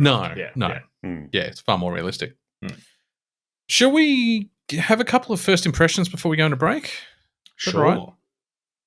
Hogwarts. Now you've had what, 4 or 5 hours, maybe? No, I've literally got finished up the to game. I finished the game, platinumed it. I stopped time in the last 12 hours, and wondering why I was feeling hungry. And I've been living just in a cave playing Wizards. No. I literally, before we started, I was eating my dinner and trying to get up to the sorting ceremony. So that's how far I've gotten. I had to rejig all the save files on my PlayStation, which took fucking hours. But yes, so I've even dived installing into games take hours. The prologue mission. Learned a few spells. Threw some things at people, and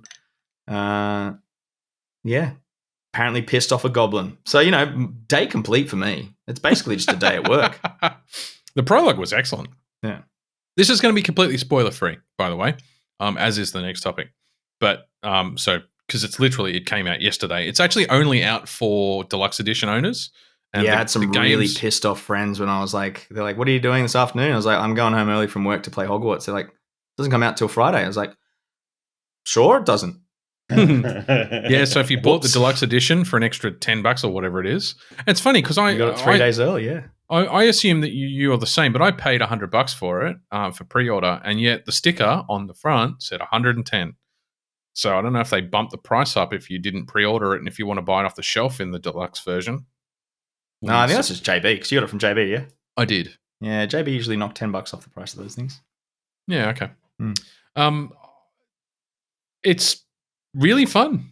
It's quite addictive so far. I mean, I'm 8 or 9 hours in, so I played it yesterday afternoon after business hours, which is relevant to me at the moment. And I played a little bit this afternoon as well, and I could easily get lost in it. I'm making a point of not getting lost in it.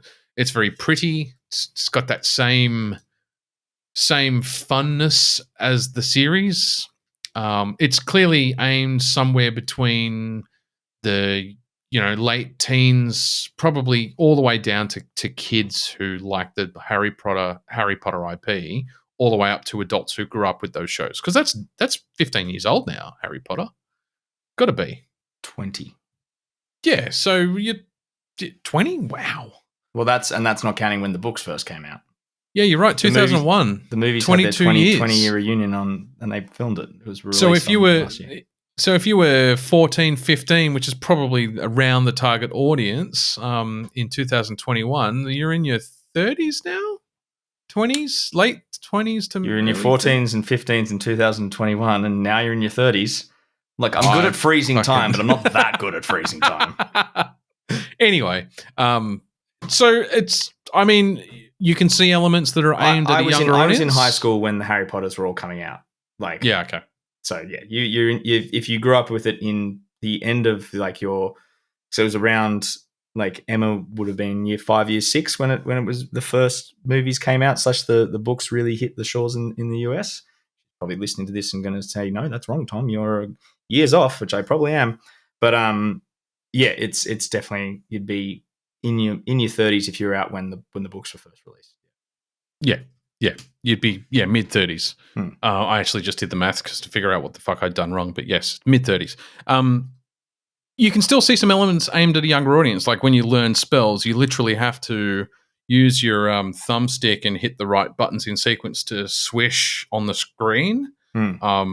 It's not overdone, and once you do it the first time, you never have to do it again for that spell. That's how you learn spells.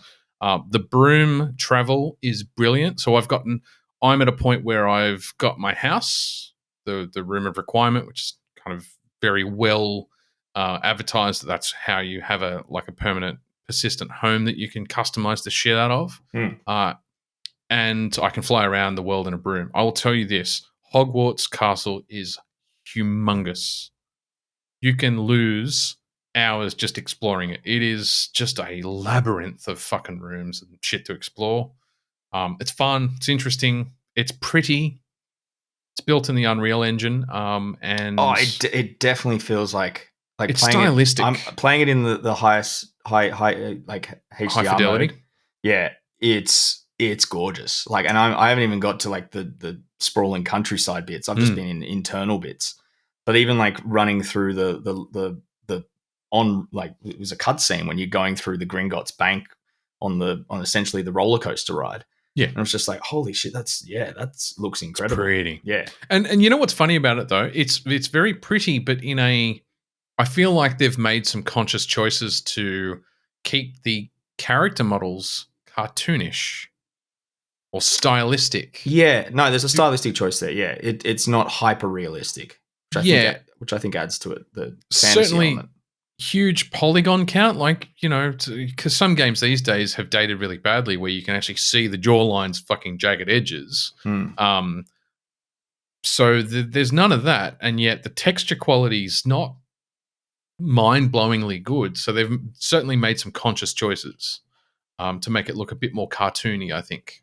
Yeah, but I guess it's one of those games that you will be primarily focusing on the back of their head. Yeah, when you're running around, and you want to focus more. Yeah, and you want to focus more on what the scenery is in front of you for that kind of stuff. But yeah, no, I'm really enjoying it. I'm impressed, very impressed. Yeah, good even with like the 2 hours I played this afternoon, like I was just like, you get a kind of sense. You're like, oh yeah, this is going to develop into a really good game.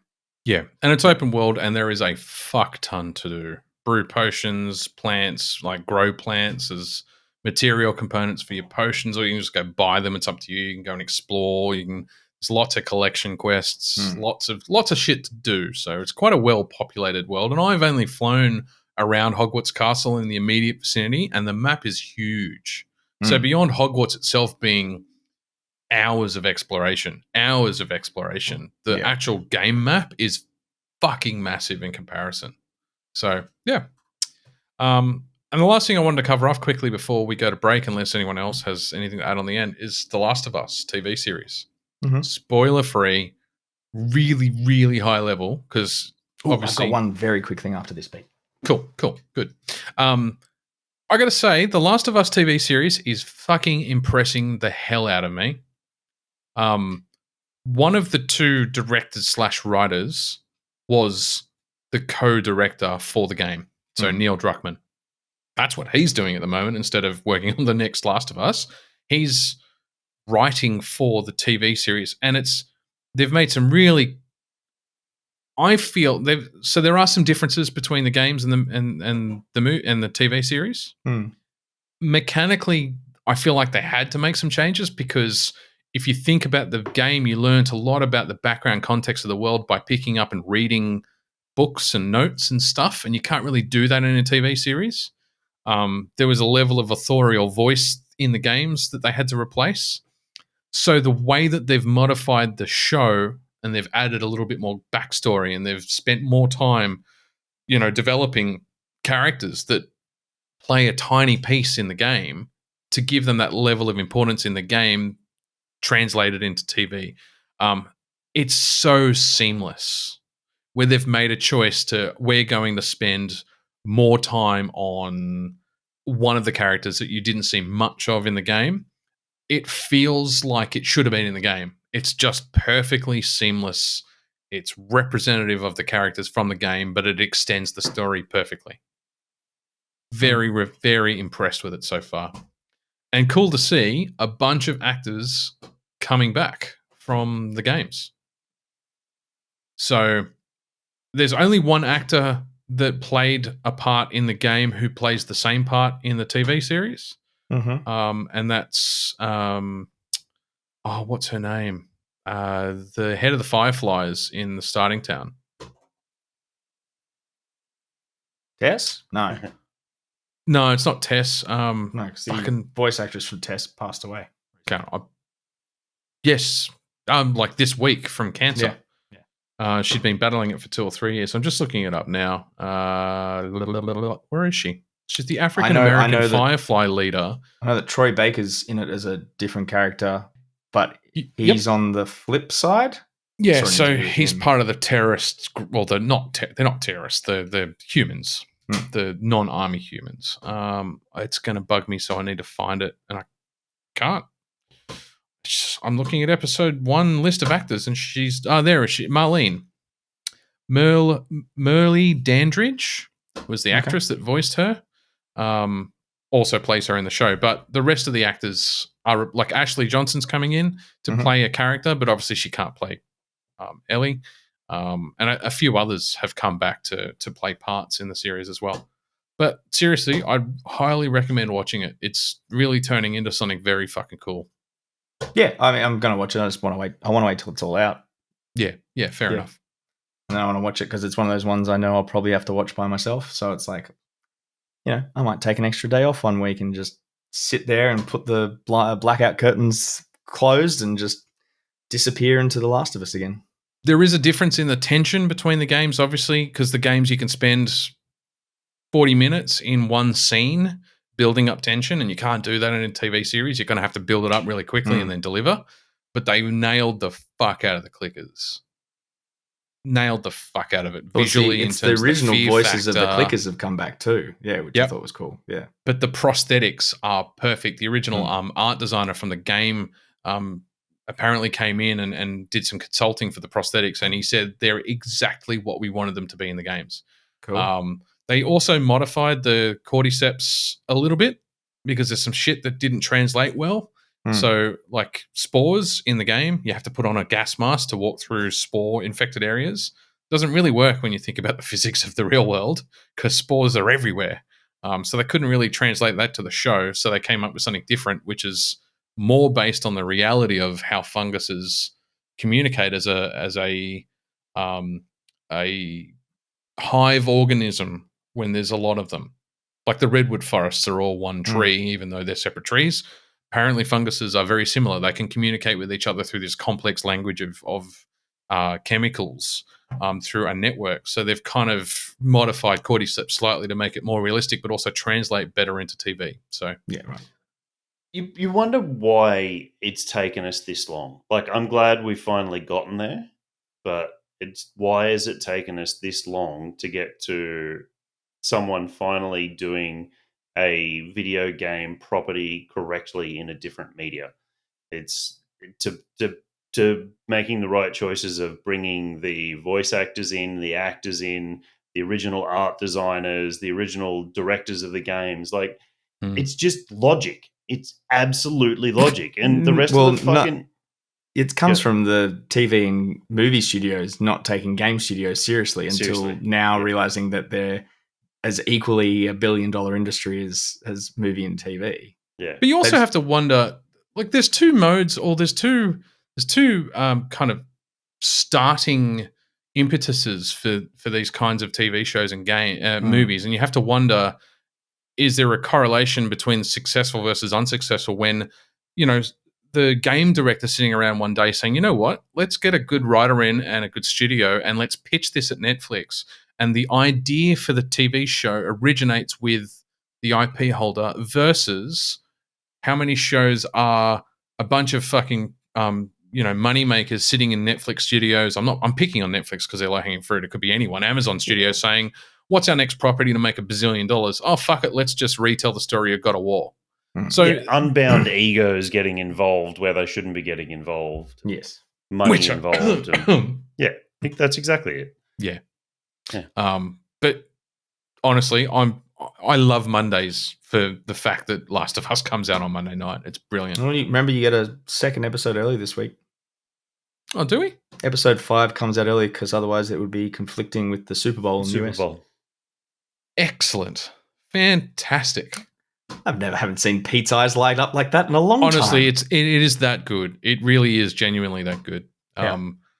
They've really fucking nailed it. And as much as you have to get over the characters not looking, or the actors not looking like the characters from the game, if you can get around them not looking like Joel and Ellie, their personalities, their acting perfectly suits the personalities established in the game.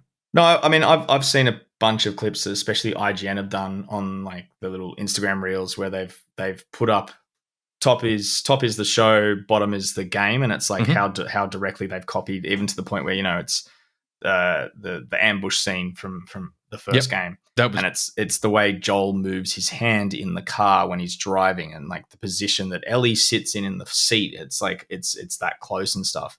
And even just watching those things, and like it's a 20-second clip. It's like I'm already like, I gave shit for Pedro Pascal for not being able to grow a full beard like yours truly, but like, I look and at it does look like they spray painted that white beard, like that white hair frost through. But it's just like you can just tell by this, like he's just such a quality actor. You're just like, whatever, I don't give a fuck. Like, but they but it kind of goes back to what you were saying, Dan. They made a conscious choice to say it's acceptable to us to deviate from the visual look of the actors matching to find actors who could match the character personalities better. Bella Ramsey nails Ellie's fuck you, I'm like that brave front that she puts on in the game. She's a bluffer. She's dealing with PTSD by pretending it doesn't affect her and just being snappy and bitchy, but then there's this really warm center to her that comes out as the game progresses. But Bella, she doesn't look a million miles off what Ellie. No, she doesn't, but it is what has polarized the audiences that are fans of the games. Half of the audience are like, we don't care, and the other half are like, fuck this show. She doesn't look anything like her. They should never have cast her. And it's still going on, even though we're now 4 episodes in, and as you said, Tom, very rare, ratings are going up each episode. Yeah, episode 4 was 60% above the premiere. It's crazy. Understandable. And yeah.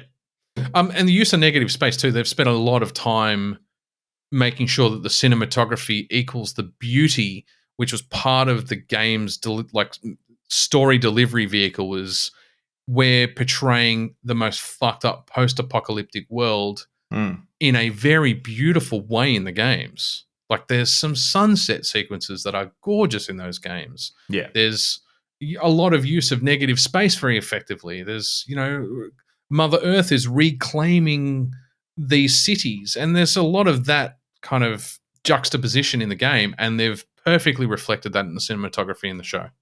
So hopefully that's spoiler free. It wasn't quite short, but as short as I expected it to be, but it's spoiler free. Go and watch it. It's brilliant. What was your little thing, Tom? I have changed my mind, Pete, because it really fits in a different section. So I'm not going to merge two together. So, yeah. Fair enough. Yeah. Anything to add, Dan, before we go to break? Nope. Cool. We'll be right back after these messages from our sponsors. Also, if you want to sponsor our show, please get in touch. Admin at pixelsandpints.com.au. Hey,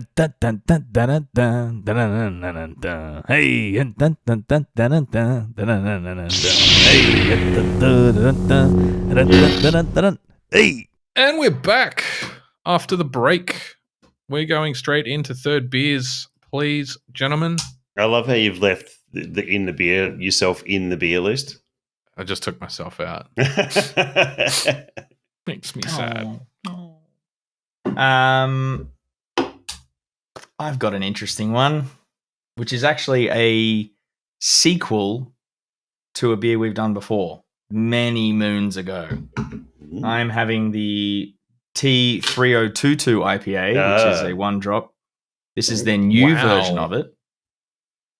Synthetic IPA with clean fusion, 6.5%.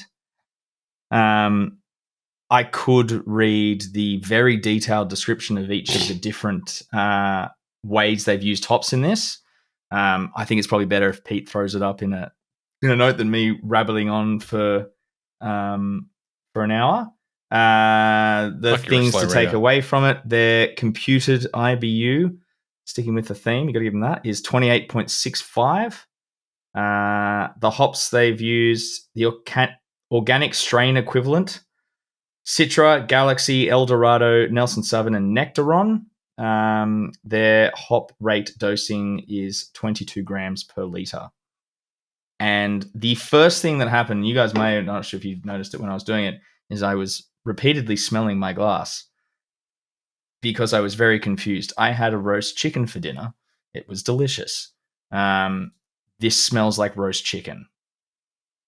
And I don't know why. And it's not necessarily a bad thing. It's just confusing. It's like, they're in separate fridges. It's not like I've had the chicken left over sitting next to the can and, it's seeped through onto the can. There's the wafting aromas of freshly cooked chicken, but that's exactly what this smells like. It's very fucking trippy.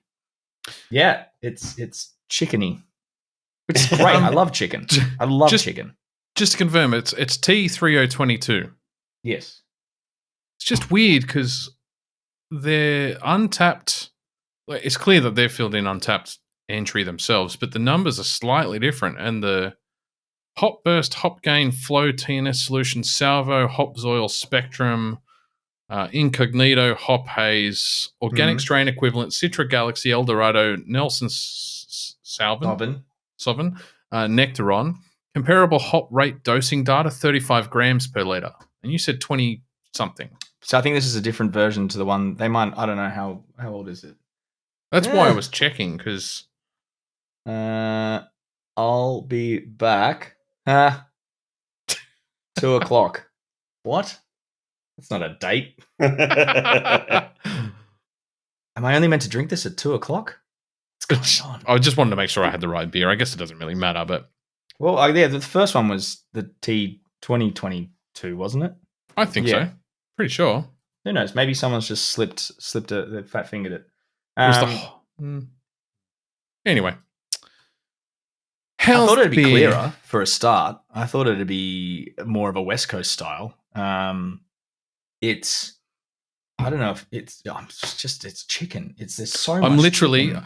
I usually listen back to what we say from the recording and fill in a proper untapped review for each of the beers. But for this one, I'm just going to say PMP S3 E2 tastes like chicken. That's it. It doesn't taste like chicken. It smells like chicken. It doesn't matter. I'm still going to write that. Okay. Well, it doesn't taste like chicken. It tastes like like fruits, like almost like fruit syrup. But it smells like chicken. Like it's quite a thick fruity flavor. I don't know why I thought it was going to be, I guess, synthetic IPA with clean fusion. Maybe I thought it would pour like a West Coast. That's where my head would have gone. But like I've just poured out the last bit of the can. And it's developed quite a bit of like haze, but it's really like mango-y and guava, passion fruity, like those kind of notes in terms of like the fruit, like, but like the syrup you get in tin peaches, kind of like that kind of fruitiness. Yeah. And then but still every time I pull the glass up to my nose, it's like it's chicken. It's just as that's weird, man. Yeah, it's throwing me out. But it's like it's still very drinkable. It's just like it's like an experiment gone crazy kind of thing. It's you sure maybe there's no chance you've got like an infected beer or something, is there? Because hey, look, if you're infecting beer with chicken, I am so excited by that. I only ask because you're getting shit that like other reviewers aren't getting on the aromas. They're not as finely tuned, refined. Yeah. They're no. Just asking. I don't know what the off flavor aroma in the BJCP is. Chicken. I don't know if that's one that exists yet. I'm racking my brain for it, and I can't come up with one. Yeah. Or if it's just a faulty dishwasher. No, I hand washed my glass. Yeah, you're the dishwasher, mate. Excuse me, sir. Just because I gave it a spit polish and I'd just been eating chicken. No. Yeah. It's weird. No, it's but that's the thing. Once I get past the aroma, it's not an overly like it's like it's that syrupiness of the fruit flavors. With a like quite there is a strong bitterness coming through. It's just there's a lot going on. I'm very confused. I need an adult. I'm gonna cry. I think it's just too many different hop varieties. Symphony of emotions going on, Tom. Well, I imagine this is what's going to happen in some sort of robot apocalypse. I'm just going to stand there and have a full-on mental breakdown, and then who's going to make my beer? Exactly. Really ruined my day. Look, I'm going to give it a 3.5. Like the once you get into the actual beer, it's a solid hazy IPA, but maybe it's the clean fusion. What even is that? I don't know. I'll have to ask Nick. He's a wizard. He's an absolute wizard. But yeah. Cool. I remember the first one being very unusual as well, and not quite hitting the mark.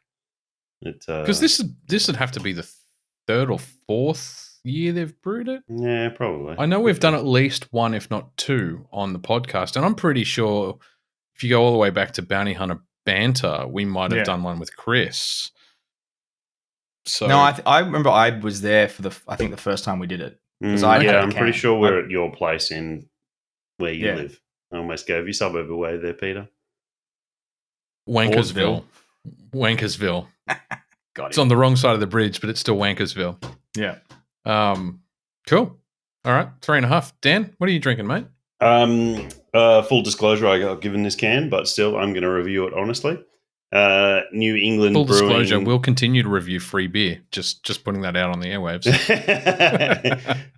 Gorge Drop, double West Coast IPA. By whom? New England Brewing. Ah, cool. Thank you. Where are we looking at alcohol-wise? 8.2%. Writing is too small on the back for me to read. I'm too old to try and do this sort of stuff. Pete, I'll just air Sometimes I feel like Pete finds it on Untapped. Sometimes I feel like the fat nerdy guy in the van while the spies are doing the spy shit. Well, technically at the moment you are doing that because you're not drinking. You're the guy in the chair because you're not partaking. I have it up in front of me if you want me to read it out. Sure. It's been on our to-do list for a while. Get dropped by helicopter into the gorge that runs along the eastern side of the New England region. To mark the occasion, we've gone with a classic addition of American hops in a simple, modern West Coast IPA malt bill. This is a big IPA that has a vibrant golden straw pour and aromas of fruit and pine before a body of citrus and solid lingering bitterness. Malt is ale and... You read that far better than I could have ever read it. Malt is ale and carapils, and hops is Chinook, Centennial, and Citra. Yeah, okay. I would that all that flavor comes through, and for those hop characters, yeah, it's really nice. It's a good double West Coast IPA. It's got a good, solid bitterness to the back end of it. It's got those spicy, earthy notes from the Centennial and the Chinook. It's got a little bit of citrus character to it, but I'd say the other two hops are the dominant hop characters in there. It's got a lighter, even though it says ale malt on there, it's quite a light body to it. It obviously it's a more yellowy, colours golden. No, I know they don't. Your camera, especially. Well, it's because I've got a couple of different light sources that are throwing different temperatures. Yeah, exactly. I'm really fairly nice. certain this is a brand new brew too, because it is.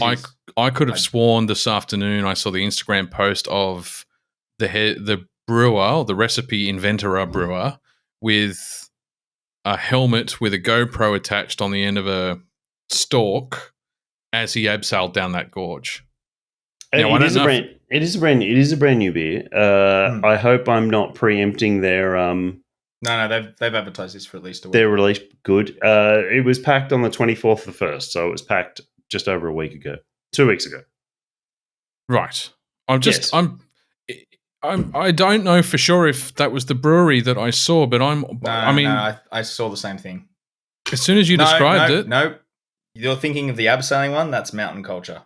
Ah, okay. It was Pat from Mountain Culture being thrown over a wall. Because I was about to ask, what do you think came first to these guys when they were writing coming up with the name design for that can and the hop profile? Did they think of Chinook or throwing a helicopter on there first? Well, it's not a Chinook helicopter, so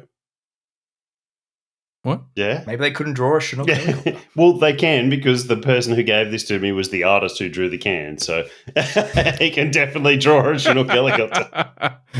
Should have put a Chinook helicopter on it. I will ask him why. I want a redrawn can with a Chinook helicopter on it. I'll message him right now. And that is the helicopter's wrong to your hop profile. We demand redraws because you drew a bell and we wanted a Chinook. I shouldn't have opened my fucking phone. Okay, right. Give yourself an uppercut for that one, mate. We demand a redraw of the what's it called? Gorge drop. I can't spell gorge. Gorge. Gorge drop. Things to do label. In your own time while not recording. Hey, include. Nope. This needs to be live. Yeah, live. Bit of live.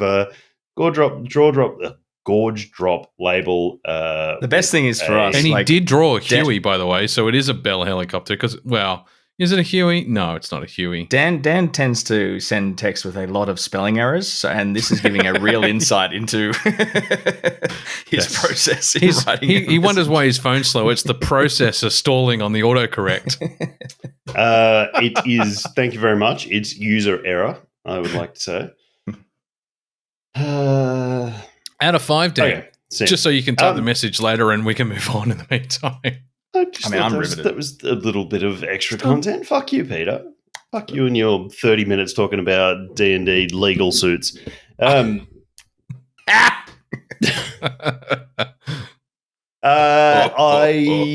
think I'll call that one a 4. It was very good. Very good. I like you better when you're not forcing quarter points.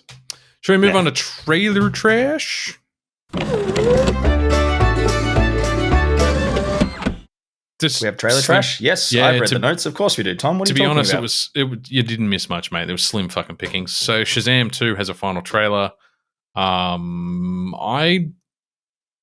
1% more interested than I was in Black Adam. But having said that, I just not really all that excited. There's some green screen that looked pretty shitty in this trailer. I don't know if it's just because they didn't finalize the shot and threw it in anyway, but it looked, some good green screen action. And there's some terrible green screen action. And it was even worse because it was back to back. You went from this sequence where the Shazam family are on a bridge and it looked horrendously bad. And then there was a flying scene with the main bad lady, and it was really good. So, like, AAA title, good. So, I don't know what the fuck's going on there. But do we need another fucking Shazam movie? I will don't think see it for reasons. Okay. Those reasons. Helen Mirren. Yeah, I had a feeling it was going to be Chubb related. I just wasn't sure where you were going. Chubb. That's being polite. Yeah. Well, I think we got a final Dungeons and Dragons trailer. I didn't watch the full trailer, just that I noted that there was a new trailer last week. But it looked a lot like the last one that we saw recently. So, don't know. That movie just needs to come the fuck out now. I'm looking forward to seeing it. But then I've had a reinvigorated passion for D&D recently, not because of all the controversy, but because of Vox Machina Season 2 on Amazon Prime, and going back and watching the original Vox Machina D&D tabletop YouTube, and being able to finally compare the two, to say I've watched parts of the episode where people are rolling dice and miss a really critical roll, and then, pun unintended, then go to the TV series and see them honor that. Yeah, that was that crucial moment and fucked it up. Yeah. You can. There's one part that stood out in season 1 where the two of the guys are trying to pick a lock, and they obviously both failed. The thief walks up and goes, "Let me do it." He obviously critical fails, and a guard opens the door and throws a bucket of piss on them all. Yeah, because the door wasn't locked. Yeah. There's some stuff that they obviously rewrote pretty heavily. Sorry, we're way off topic. D&D Trailer 3.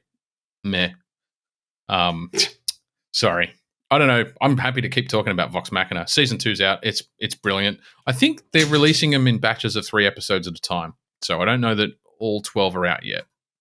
And Vox Machina, as a Critical Role, also recently announced that they've been greenlit by Amazon to do The Mighty Nine, which was their second campaign. So they're now making a cartoon sequence out of that as well.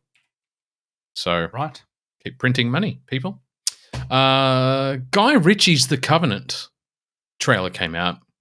This is a war film starring Jake Gyllenhaal, written and directed by Guy Ritchie. I don't know why it's called Guy Ritchie's The Covenant. Maybe to differentiate it from the stupid Aliens film, potentially. Aliens, The Covenant? Yeah. I don't know. No, The Covenant was the or is what it was the other one they did? It was the horror like film? magic film. Yeah. Like the teen wizard. Stephen Strait, Sebastian Stan, The Covenant, 2006. And then you've got a Monica Sebastian Ingessa. Stan in that, was he? Yeah, you've got a Monica Ingessa, Owen Conway, The Covenant in 2017. Are we ever going to see more Bucky in the MCU, or is the MCU done with Bucky? Bucky Barnes? Man, Bucky's coming back hard. No, you reckon Bucky's coming back? Dark Avengers, baby. That's what they're forming in the background. Well, they haven't finished with the Captain America Andrew Mackie sequence, so Bucky's part of that. Yeah, it just seems to be all been pushed to the side with no word on anything. It just seems to be. Well, they're doing 2 Avengers films this year, aren't they? Is it this year that they're... No, not this year. Or is it next year? 2 years away, I believe. Phase 11. Phase 11, after Kang finally emerges. That's 7 films just for him to come out of the cave. It's just 1 step per film. Because fuck me, this sequence has taken a long time. In fact, there was an article recently where the studios acknowledged that it's lost a bit of pace, and that they need to rejig things to get things back on track. Anyway, Covenant looks really good. Looks like it's a war film based on recent events. I think it's I want to say the Taliban.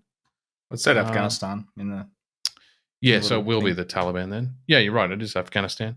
Do we need another war film? Well, I mean, the Americans love. Do we need a Guy Ritchie war film? Because how the fuck is he going to do that little montage of moments, or like the? Well, he's not in it. He's just directing it. Yeah, but you think of he's not an actor; he's a director. Yeah, but you think of every film he's done. There's always that little montage moment. You're going to have a moment there where it's like in was one with fucking, this is Sparta.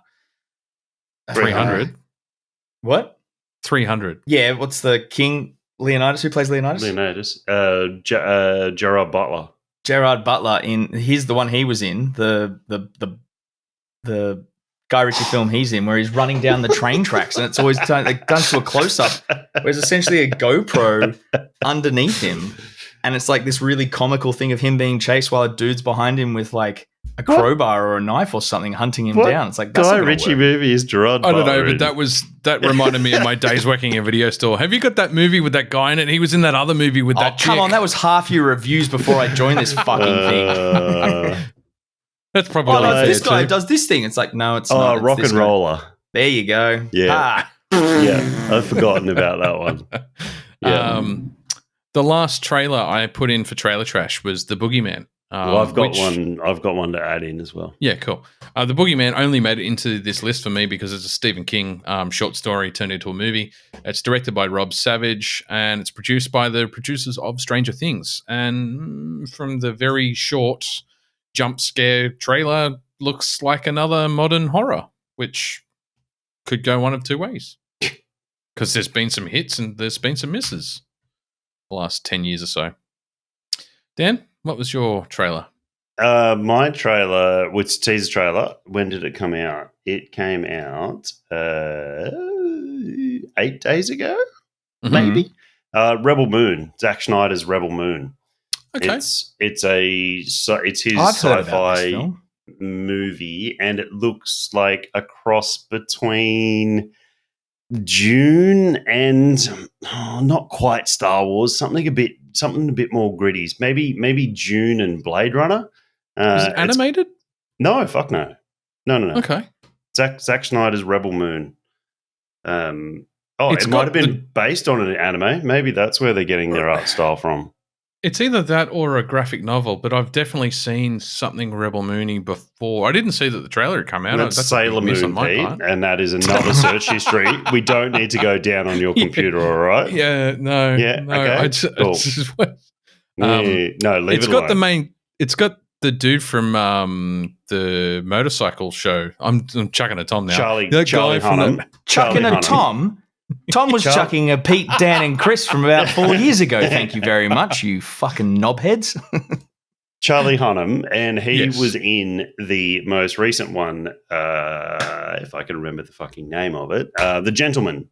The Gentleman. Me and Louise rewatched that again the other night. It is a very fun one. Good. It is very good. Hugh, what's his name? Grant. Hugh Grant. He's back. He's back, baby. I'm not quite getting him. Hugh Grant's character in that is fucking awesome. Like, in just the way. I haven't watched this. McConaughey. Dude, that's another Guy Ritchie film, ironically. We've come full circle, gentlemen. Yep. No, we're talking about Guy Ritchie. I thought you would. Yes, but we're also talking about Charlie Hunnam. Hunnam, yeah. That's what I'm saying. We were talking about the Zack Snyder Rebel Moon, and I said he was in the most recent Guy Ritchie. Ray Fisher. Wow. And Sons of Anarchy Ray Fisher. Sons of Anarchy was the Harley show. Pete, do yourself a favour and watch The Gentleman. I love The Gentleman is an excellent movie. Great actor. Definitely. So? And directed for Netflix. Fuck yeah. Sorry? Yeah. Yeah, what? It's a Netflix. I was getting excited by the cast. Netflix released it on, they released like a snippet of it on their what's coming out this year kind of thing that came out a couple of months ago, a month ago. Yeah. So the teaser trailer dropped, and I think it looks great. I love that gritty, a more oh God, this is going to sound really dumb, a more real world based, I say this in very heavy quotation marks, sort of Star Wars style sort of thing. It's the space western. It's like Firefly. Yeah, 100%. Yeah, it's got that heavy western character influence to it. And I mean, some of these stills look more like Mad Maxy. Like watch the teaser trailer. Definitely going to. Yeah, definitely going to. Yeah, it looks really fun. So, well, not really fun. It looks really good. It doesn't look fun. It looks fairly dark, but it looks really good. That could be fun. Snyder needs a redemption, I feel. He needs a bring. I think he was unfairly treated if he needs a redemption, because he didn't do anything wrong for Snyderverse. In fact, he was the only one that wrote a cohesive fucking story. I'll get around to it one of these Man, years. it's worth it, in my opinion. Let's watch it I'm not on saying it's not, just 1.5 times, and then all the slow-mo is just normal speed. you get through the movie in half the time, yes. Yeah. It's not based on a graphic novel or Not based on anything? animated. No, No, it's original. apparently it's original. Zack Snyder wrote it with John Fuck Stad. me. If it's a original good story for a movie, like that's fantastic. A good new original sci-fi that's not based on anything it's just what the world needs. Yeah. Upcoming American the world epic needs space opera film. the taking of out of world poverty and war and all that sort of shit. But this is what our world But needs once for that's the done. Yeah. Once that world. It's got Ed Skrein in it. I love Ed Skrein. Based on a screenplay he co-wrote with Shay Hatton and Kurt Johnstad, based on a story he also created with Johnstad. So yeah, it's completely original. And yeah. From Anthony Zack Snyder's Hopkins in brain. it? Oh, this is getting good. All-star cast. Oh, that Francis. kinda Carrie take- Girls? What? Yeah, Carrie Hughes. I saw that. Whoa. You Consider guys have written my way more of the Rod Turgeon. way more of this cast that I'm reading. Okay, yep. Who did you say? Sorry, Anthony Hopkins. Anthony Carrie Hopkins. Hughes. and Ed Skrein. I don't know who Who that was, is. who was Francis in Deadpool? Jimon Hansu, who was Yeah, it's fucking Ajax. Yep. I'm never going to. Have you seen this bit? Francis.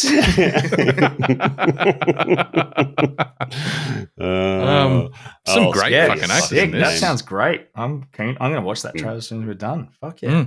Cleopatra Coleman. Where do I know her from? Oh, Carrie Hughes. Okay, I know who Yeah. that is now. The Princess Bride dude. Yeah, yeah, exactly. He'll always be the Princess Bride. Yeah. Fuck, I read some funny ass facts on the Princess Bride about just the most random shit that happened for that film, and that they'll never make another movie like it. No. Yeah. But No. someone broke ribs laughing too much from filming. I'm not surprised. The guy who was in the costume for the overgrown rat was actually arrested for drink driving on the way to set, and they were all waiting around for him. It's just the most random stories. Andre the Giant didn't actually speak any English, and so he memorized the entire... Sorry, he couldn't read and write English, so he memorized the script phonetically from tape recordings from the producer or the director. Fuck me. Yeah. Yeah, it's... there was some strange fucking injuries. Yeah, so like if you liked The Princess Bride, Google Princess Bride amazing stories, because it's all-star cast just doing crazy zany shit. Funny you should say Mad Max, Tom. Music composed by Junkie XL. Yeah. So it's going to have a whole Fury Road vibe. Tom's got some hardcore lag. Oh. Yeah. We Think we've have lost lost Tom. the Thomas. That's okay. He'll come back when he's ready to emerge from his shell. So I made an executive decision, and it's probably going to backfire and be a poor one, to talk about the recently announced plan for DCU, noting that they've renamed it. It's no longer the DCEU, it's the DCU. Chapter 1, Gods and Monsters. So James Gunn, I think, and Peter Safran are getting around. There we go. Tom's back. Hello, Tom. I'm back. You thought you were rid of me. We were wrong. I'm a Wario. I'm not gonna win. We just and one other thing I can't throw up. So I'm going to be just a very brief announcement. I'm going to be putting a lot more photos and multimedia into the YouTube videos again. Now that we're getting hundreds of views per episode, as opposed to before, it was taking me fucking days and no one was watching it, and I was just getting copyright strikes for shit that I shouldn't have gotten copyright strikes for. One thing I can't put in that I really wish I could is the Pedro Pascal SNL skit of him playing Mario. I would watch the fuck out of that movie. Yeah, hell yeah. If you're at home listening, do yourself a favor and Google that as well. Pedro Pascal, SNL Mario. Hilarious. Anyway, we just moved on to the spotlight, Tom. Yep. James Gunn, Peter Safran's plans for DCU. He can't call it phases because that's stealing MCU too closely, so he's called it Chapter 1, Gods and Monsters. I think it's like chapter. It's got a it's got a highbrow quality to it. I think and they're kicking it off with a Flash. Well, no, they're not. But so they're kicking it off. So we've got it's appropriate for the Monsters title, but whatever. We've gotten true, totally different kind of monster. So we got at the start of a 10-year plan. He said there's going to be more stuff. Obviously, this isn't the entire lineup for the next 10 years, but this is the starting point. He did say that the Elseworlds stuff will continue. I think we've talked about that before. So Pattinson's Batman, Joaquin Phoenix's Jokerverse continues to exist. There's some conjecture about where Constantine 2 fits in because that is still going. It's still plodding along slowly. Yeah.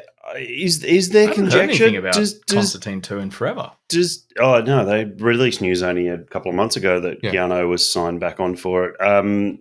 Slipped past me. You weren't listening in the podcast because we talked about it here as well. Straight to the that keeper. makes sense. I don't listen. Constantine rights, are they still with DC or have they passed on to somebody else? That is the question. It was a Warner Brothers property to start with, so it's still Warner Brothers because DC's Warner Brothers. Yeah, continue. You continue on. You keep going, and I'm going to clicky away on my keyboard.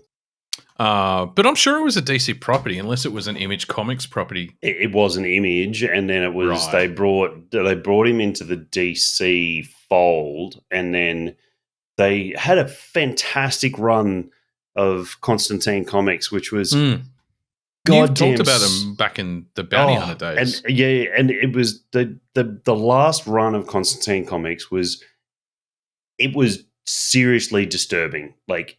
The finale of the overarching story that had a few subplots within it, like shit happened in that like the person's mind that came out of that needs to write a horror movie because it's going to be one of the most fucked up horror movies that's ever written.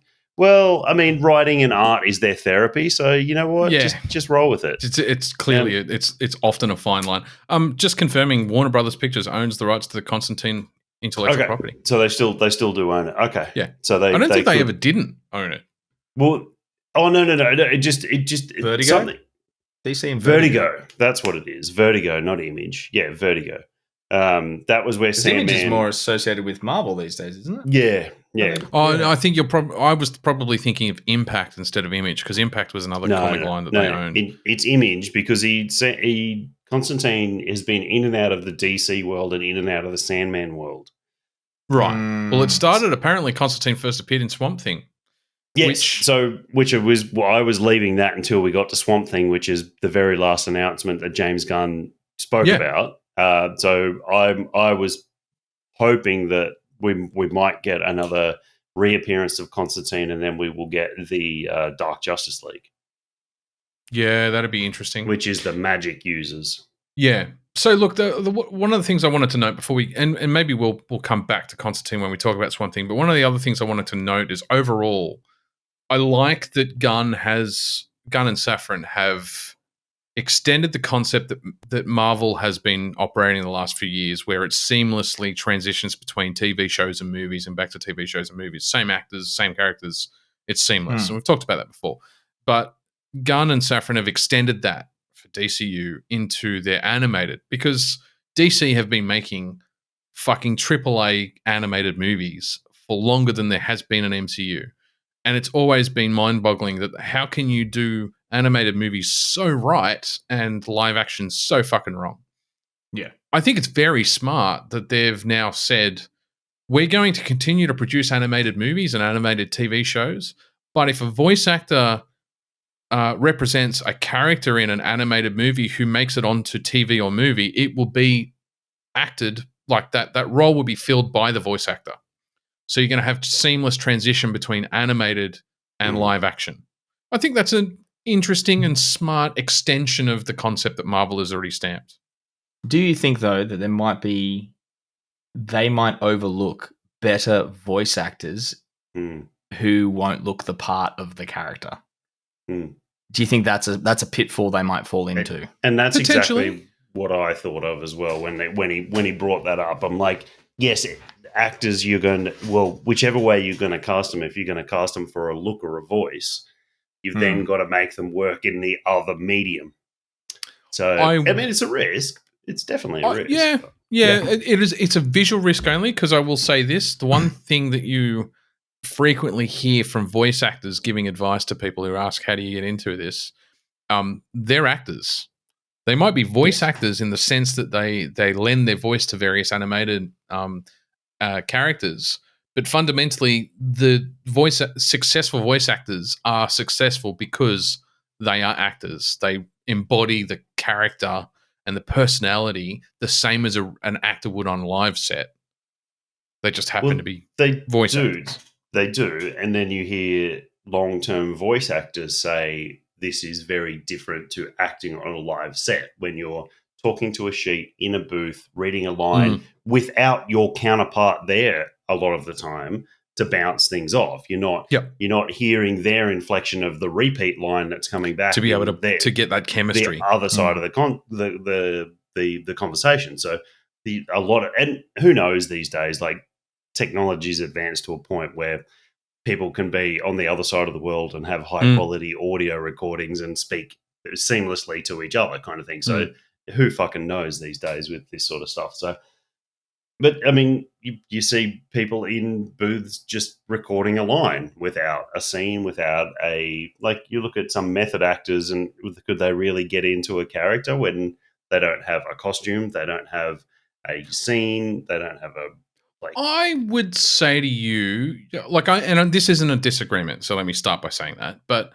I would say to you that that cuts both ways with changes in technology. That live set actors are now spending more time not wearing their costumes; they're wearing fucking mocap suits because they're fully CGI outfitted, and they're not acting in in an environment anymore, although the volume changes that slightly for those movies, but more and more they're in front of a fucking green screen, but with a robotic camera and no one on set. But they still have to be in front of a camera and embody that character in the way they move and express and in movement like as well. That. Yeah. And it's just a question. I think I agree with you. I think it's a very good idea. Yeah. Having said that, in the last 15, 20 years, almost no voice actor who's appeared in a video game hasn't also physically represented that character in a mocap suit, because just about all of those video games are capturing full facial representation as well as mocapping the full body for the video game.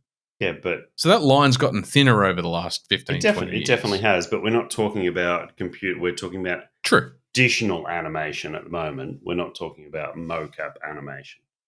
Yes, but we're also talking about voice actors, and those almost no good voice actor is only doing animated voiceovering.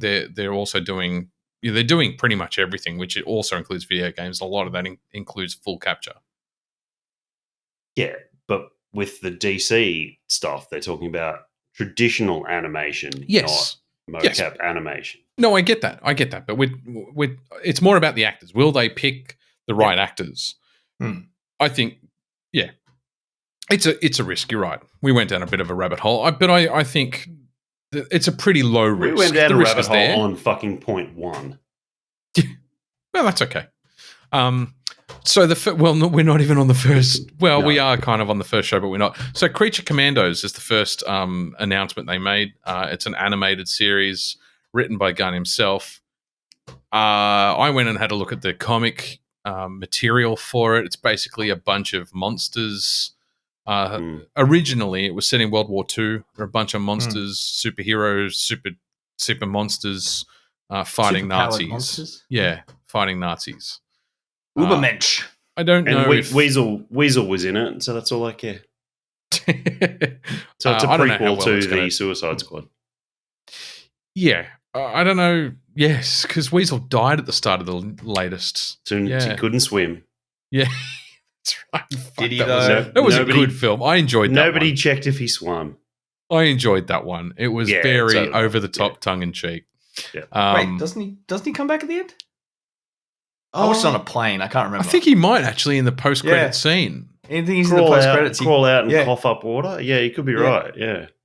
Peacemaker is also confirmed to still be Elseworlds. I don't know if they're going to do another season of Peacemaker, but they've confirmed that does it doesn't get instant like auto chopped just because they're doing this 10-year plan. The second announcement is Waller. I wonder if that's because Gunn's wife's in it. Waller TV series, Viola Davis, whatever, Trevor. Like it. Oh, we've got to throw a shout out to Viola Davis. She is the 18th person to claim an EGOT, which is an Emmy, a Grammy, an Oscar, and a Tony. Okay. That's impressive. Yeah. Yeah, right. She's the 17th person to pull that off. Cool. Yeah. If anyone wants, this is a little bit of trivia for everyone at home. The one that Hugh Jackman's missing is an Oscar. He's also lined up for that. Yeah. Is he? What did she get the last award for to tip that off? Was it the First Lady? She got a Grammy for some stuff she did. I just saw it came up that she got an EGOT, and then I was looking up. I was like, "What the fuck's an EGOT?" Yeah, she cameoed in Black Adam, but I imagine it's probably she played the First Lady. She played Michelle Obama in The First Lady, but that's a TV series. A Grammy's I will find out musical. exactly what she's won everything for. Here we go. We use the internet, which is right at my fingertips. Yeah, we sit here arguing about this shit. Yeah, actually, your Golden Globes. Anyway, you look that up. We'll continue talking about other stuff. Best audiobook, narration and storytelling recording for Finding Me. That's what she won the Grammy for this year. There you go. So that's where she does have a lovely voice when she's not yelling at people to fucking kill them and swearing her head off. Yeah. So, Gunn also. Oh, do you want to know? Okay, here we go. So she got her Grammy for best audiobook for Finding Me. Finding Me, which is a recording of her memoir. She has received 2 Tony Awards for her theatre work, most recently a show called Fences in 2010, won an Emmy for the TV drama How to Get Away with Murder, and an Oscar for the film version of Fences. Cool. Yeah. Well done, Viola Davis. Yeah. Yeah. So, look, Gunn has said that he's treating Creature Commandos and Waller as a appetizer before hitting the main course, and that main course kicks off with Superman Legacy. Don't do it. Which Gunn's writing himself. He's already said it's not an origin story, but we'll have Superman balance his Kryptonian heritage with his Earth upbringing. It's weird because obviously the artwork's based on All-Star Superman's cover. All-Star Superman, you talked about he knows he's going to die due to overexposure to solar radiation, and so he does his 12 miracles of Superman before dying. I didn't talk about it. This is all news to me. Oh, okay. Well, that's what All-Star Heracles. Like, is that what no, that's exactly what it is. It is the 12 right. labors of Superman. It was written by somebody who wanted to. I can't remember the writer's name, but the comic run was he wanted to do an original story that didn't involve another fucking origin for Superman. His first idea got rejected, and this was his backup plan. Has his 12 labors. What's weird is that's Superman All-Star, which is where they lifted the artwork for in James Gunn's announcement. But Superman Legacy is a different thing. There is also a Superman Legacy, which is what it's called. And Legacy is a 2-part animated episodes of Superman the Animated Series based on Darkseid brainwashing Superman into thinking he was raised on a apocalypse instead of Earth. Which kind of aligns back to Superman's... Is that in the new animation? 2000. So no. No. So I'm a bit confused, but we're getting another Superman. We don't know who's playing Superman yet. They're talking about Superman in 2025, and they haven't even told us who's playing Superman yet. And it's like that's going to start filming principal soon. shooting should start soon, yeah. Soon. And I mean, like, All-Star Superman was fine. I didn't like his little just covering his butt cape, but whatever. That's what stood out to me. But we don't know which outfit they're going to go with. They might go with the fucking. They could go New 52, and it'd be terrible. No cape. I'm just being a dick. No, Superman's always had a cape. Even in New 52, he just had a collar. He had a collar in New 52, and a weird belt thing. The belt just never looked right. It was all blue with a red belt and a collar with red trim. Yeah. The All-Star Superman might have just been a pretty picture of Superman that they pulled out of the fucking library. Who knows? Yeah, it's fine. Yeah. It's fine. I mean, a lot of people love All-Star Superman. But at least it's not an origin story. That's a good move. We've said that before. No more of them. Thanks. It's fine. It's fine. I don't think they need to lead with Superman. Oh, it's not a butt cape. He's sitting on a cloud, you muppet. No. Look at more. I'm looking at it. Looking at it right now. You can see it down the bottom. It flows past the. No, more shots of it moving. It's quite a short cape. He's going through his slutty era. Just let him be him. I truly think they needed to start everything off with, or the adult version of everything with lanterns. Yes. If they pull this off, I'm looking forward to this one. He said True Detective. I mean, True Detective was most definitely an adult series. And if that's what he wants to compare this to, that's what they need to buy our age bracket in. Yes. So they've picked the right fucking lanterns, and not they didn't pick a Jon Stewart personality and call him Hal Jordan like they did for the fucking movie. Or is it the other way around? I can never remember. No, it was a Kyle Rayner personality and called him Hal Jordan. So this will be Hal Jordan and Jon Stewart in a True Detective series. It's a TV series, and Peter Safran went on, because I only watched the James Gunn announcements, but Safran's now spoken about all this stuff as well and added more information. He said it's a terrestrial-based mystery, leads into the overall story that we're telling through the arc, through different movies and television shows, and we find this ancient horror on Earth. And these guys are basically, super cops on Precinct Earth, which is what the Lanterns are. They're cosmic police. Can we get an old Hal Jordan and get him played by Nathan Fillion? Yeah. I could see that. Cool. Yeah, I agree. Yeah. Well, he was voiced by Nathan Fillion. In First Flight or something. No, in a bunch of those more recent animated ones. Nathan Fillion jumped in as that, and it was just like it's just I love Nathan. You know what? Give us Nathan Fillion and Idris Elba, and I'm in. Yeah, fuck yeah.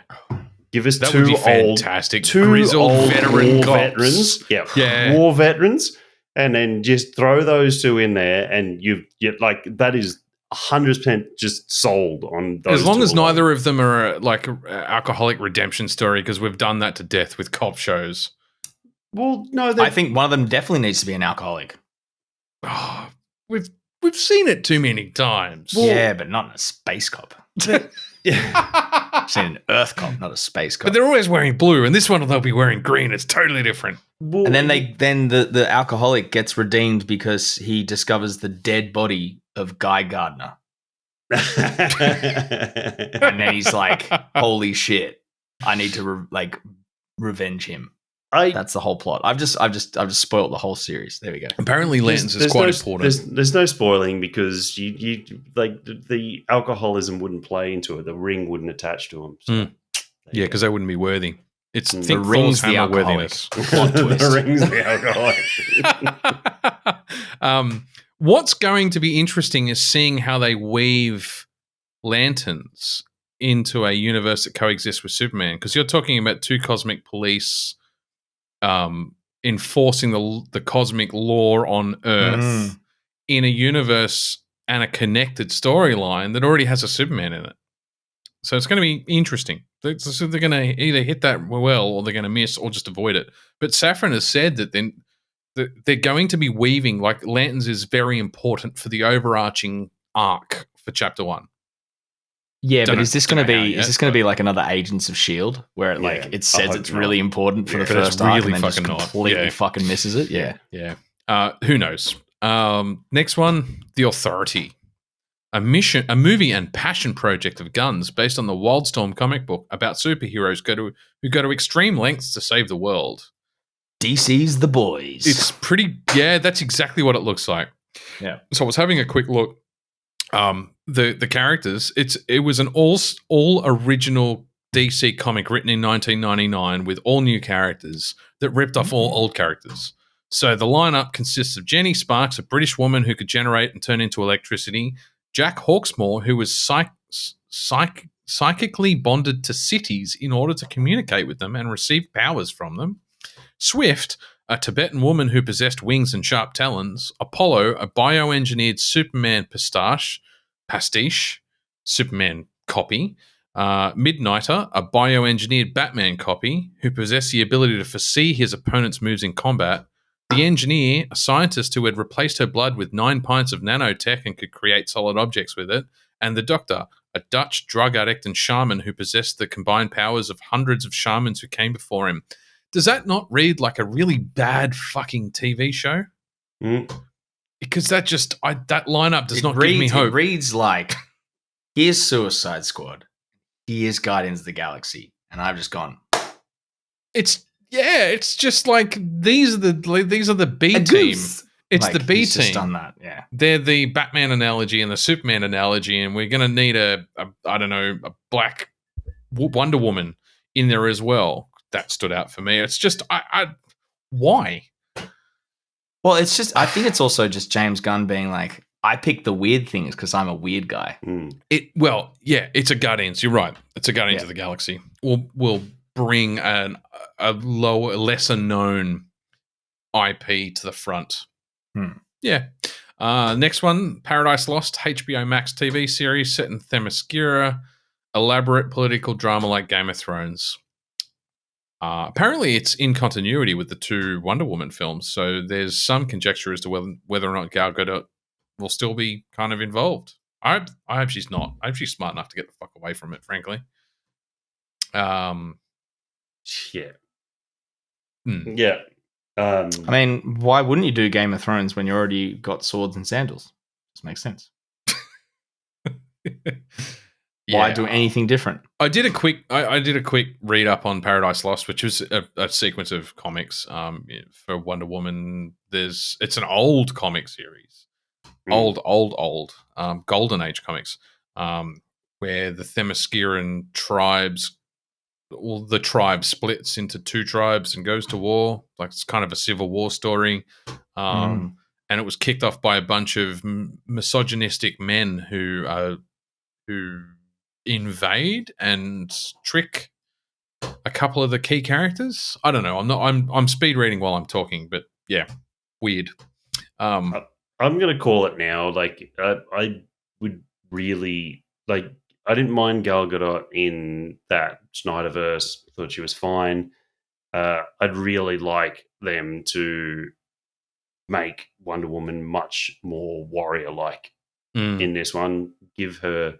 Or get someone like who played Cara Dune. God, what's her bloody name from Mandalorian? I know she got cancelled, but the WWE actress. Yeah, God, what's her freaking name? Yeah, in Deadpool. Get someone of that build and get kind of almost like beastness. Get Ronda Rousey in. Reinvigorate her. Gina Carano.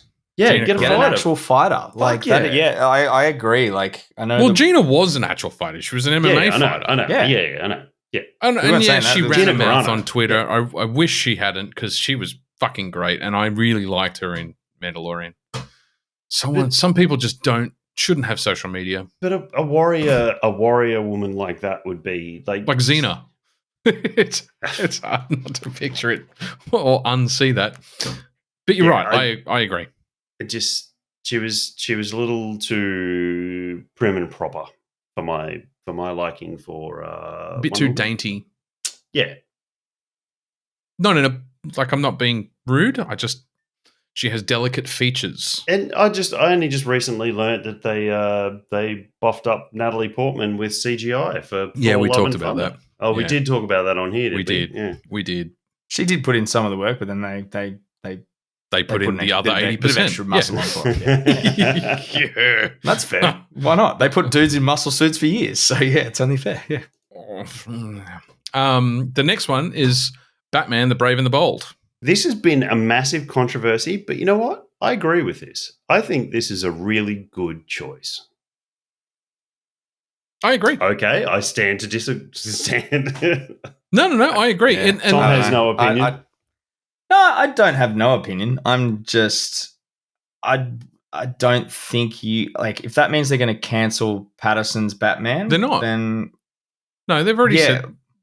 I know they're saying the Elseworlds thing, but I think they would definitely, if there was a chance to do a Batman Part 3, like after the Part 2, they're already starting to film, and it was going to contradict with like. This is where I worry with, and this is coming back to, this is where I worry with this whole DC thing is Warner Brothers in the past have shown just how willing they're going to fuck it up to push one forward which shouldn't get the airtime compared to one which has already been proven to get the airtime. Like you've got a good thing with the Matt Reeves Batman. Like it's a good story. We all agree on that. Yeah. Like we don't know obviously how good or how bad this Brave and the Bold could be, but if it comes to it clashing the two, like, do you really think they're going to let Gunn get his way and be like, this one's got to go forward over this one, or they both got to exist? Like, there's going to come to a point where they're going to be like, no, we need to push one over the other in terms of like a marketing spear. Yeah, so as to not confuse people as to which Batman we're talking about. That's where I worry about this whole like Elseworlds, running them separately, running them together kind of thing. Like, so can I throw something out there that the Game Ranks Jake from Game Ranks brought up? He goes, imagine if they got to this Brave and the Bold section and the Batman wasn't Bruce Wayne. Imagine if it was Dick Grayson, who has taken on the mantle when Bruce has disappeared or died or whatever, which leads me into the next one. Dick took up the mantle through Battle of the Cowl after Bruce was killed by Darkseid.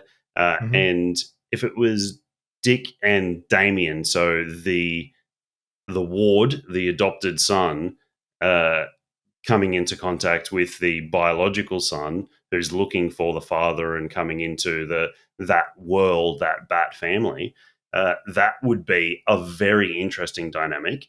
And it would also give a lot of breathing room to Pattinson to be the only Bruce Wayne Batman. And the Dick Grayson Batman was quite different in his style and his approach and the world that he existed in. And that interaction between Dick and Damian was really cool. Like, it was really fun. It was different because they were two sons of the same man clashing, where Damian was obviously saying you're not really his son, and Dick going, well, we saw a bit of that in Titans season 3. That's what that was really portraying. Huh? Titans season 3 was the clash of Robins, essentially.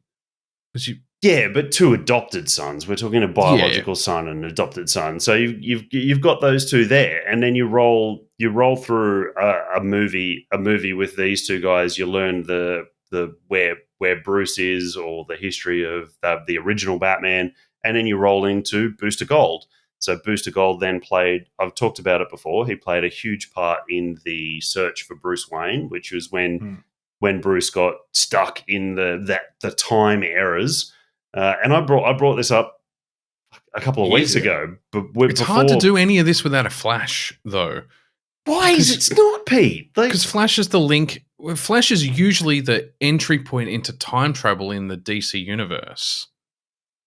It's not exclusive to him, but usually there's a Flash. Before we get on to Booster Gold, though, can I seriously ask you guys if you think they'll be brave enough to do a Batman movie without Bruce Wayne? No, they won't.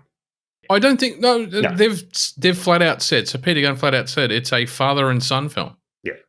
So he's confirmed Damian Wayne as the son. You can only have Bruce Wayne as the father unless they're going to do an alternate family father and son. I guess they could because there's no reason not. I just don't see them doing it. I think it's implied Bruce and Damian, father and son. I'm just talking about what might be nice to see. I agree with just treading the same ground again. I agree with everything you said. That would be an excellent movie to watch, and it would provide a good counterpoint to Pattinson's Bruce continuing. But I'm just going to swing the reality hammer through that entire argument. So we're on the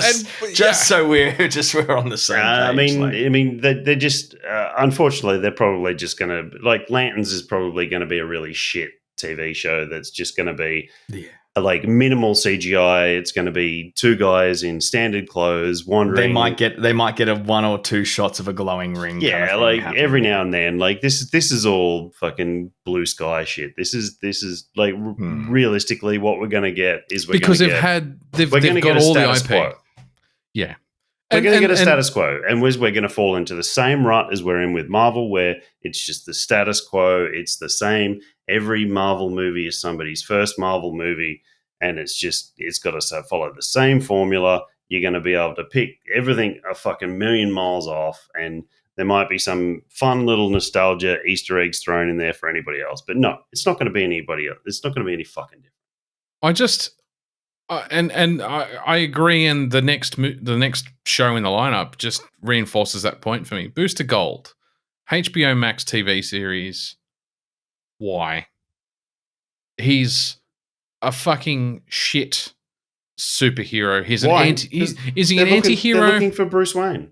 He's not an anti-hero. He's a wanker. He's a nobody who travels back in time. He's not an anti-hero. He's just an idiot.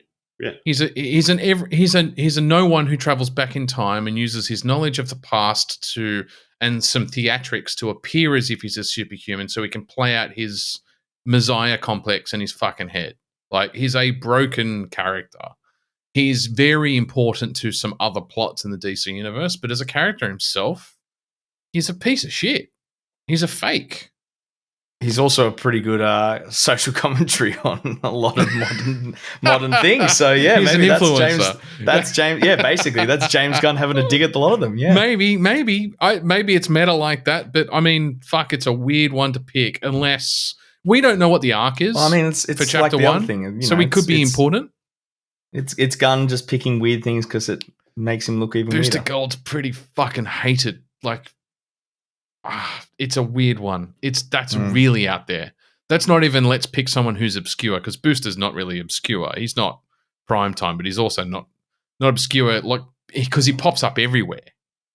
Yeah. But he pops up everywhere and everyone fucking hates him. He's treated like a joke by most other superheroes in the DC universe. Yeah. So it's a weird one. Unless, like I said, he does glue together a lot of other IPs in the DC universe because he pops up everywhere. So maybe he's necessary for Gunn to tell the overall Chapter 1 arc. Maybe he's the glue. I don't know. Because he's attached to JLA, to Justice Society, to Rip Hunter and all the Legends of Tomorrow, all of those characters. He glues everything together because he's a time-traveling wanker. He's had quite a few run-ins with Flash from memory, but I didn't really read him or Flash all that much when I was growing up, but I have some foggy memories. Anyway, that's a weird one. And then we go into Supergirl, Woman of Tomorrow. I don't know much about the Woman of Tomorrow comic run, other than it was a comic run written by Tom King. Yeah, that's about all I know. I've never read it. No, I can't comment on that one, but I think, wait and see on that one. It looks darker. So I did some speed reading when James Gunn first announced it, and the only pieces I managed to pick up were it really plays heavily on the intellectual damage or the PTSD caused by watching your planet destroyed. Because unlike Superman, she doesn't escape. She gets to watch Krypton destroyed and her people perish. and then makes it to Earth. Now, that's one of the two origin stories for Supergirl. Unless they're pulling Supergirl, Woman of Tomorrow, to be like an introduction for Brainiac. Yeah. In the bottled city of Kandor. Maybe. That would be a cool story if they could pull that off. Mm. It's a really interesting comic run. And that was actually one of the best parts of the DC Universe Online storylines that you got introduced to on release day, was the Bottled City. Don't know if they'd do that. It seems like they're going to pitch Supergirl as teen, so it might just be the younger audience appealer. Don't know. I don't know if they're talking about the one where she watched the whole, planet perish while she's sitting on a piece of it floating out into space. I think that is what they're telling. I think it's going to be more connected, and they're going to do the whole could if Superman had to fight one of his own, could he redeem them? And it'll be like a very polar opposite to him versus Zod in the Man of Steel, where he's like, well, you're my cousin, I'm not going to snap your neck, but can I bring you back from the point where you're like, fuck it, I don't care. Well, don't forget, with Superman Legacy, he may actually be dead when they do the Supergirl movie. True. Then you get a different Kryptonian take in the new little universe. No, they will not kill Superman straight up again.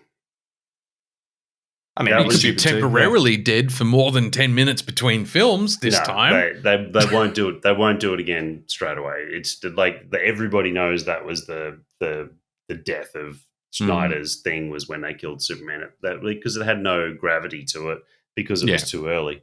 You had no connection. It was way too early, and he essentially immediately revived. Yeah, there was there wasn't even the 5-year blip, synthetic time injected in between movies. It was just movie ends, 10 minutes later we're resurrecting him.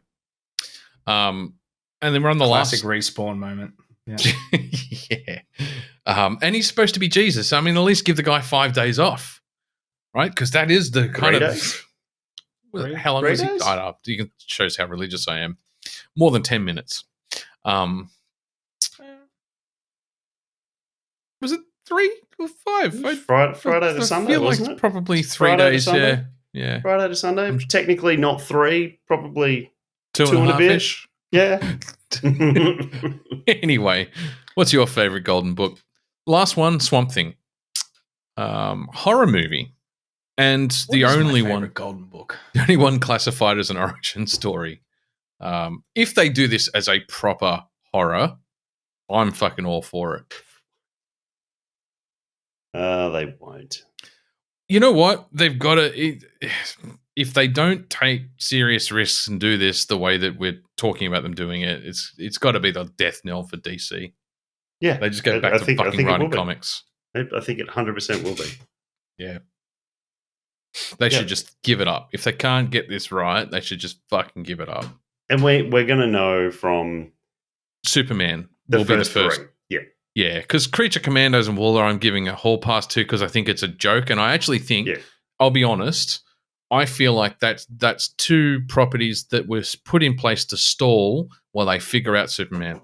Yeah, 100%. Because they've made too much noise about Peter Safran and James Gunn taking over. It's a relaunch. It's all new. It's going to fix everything.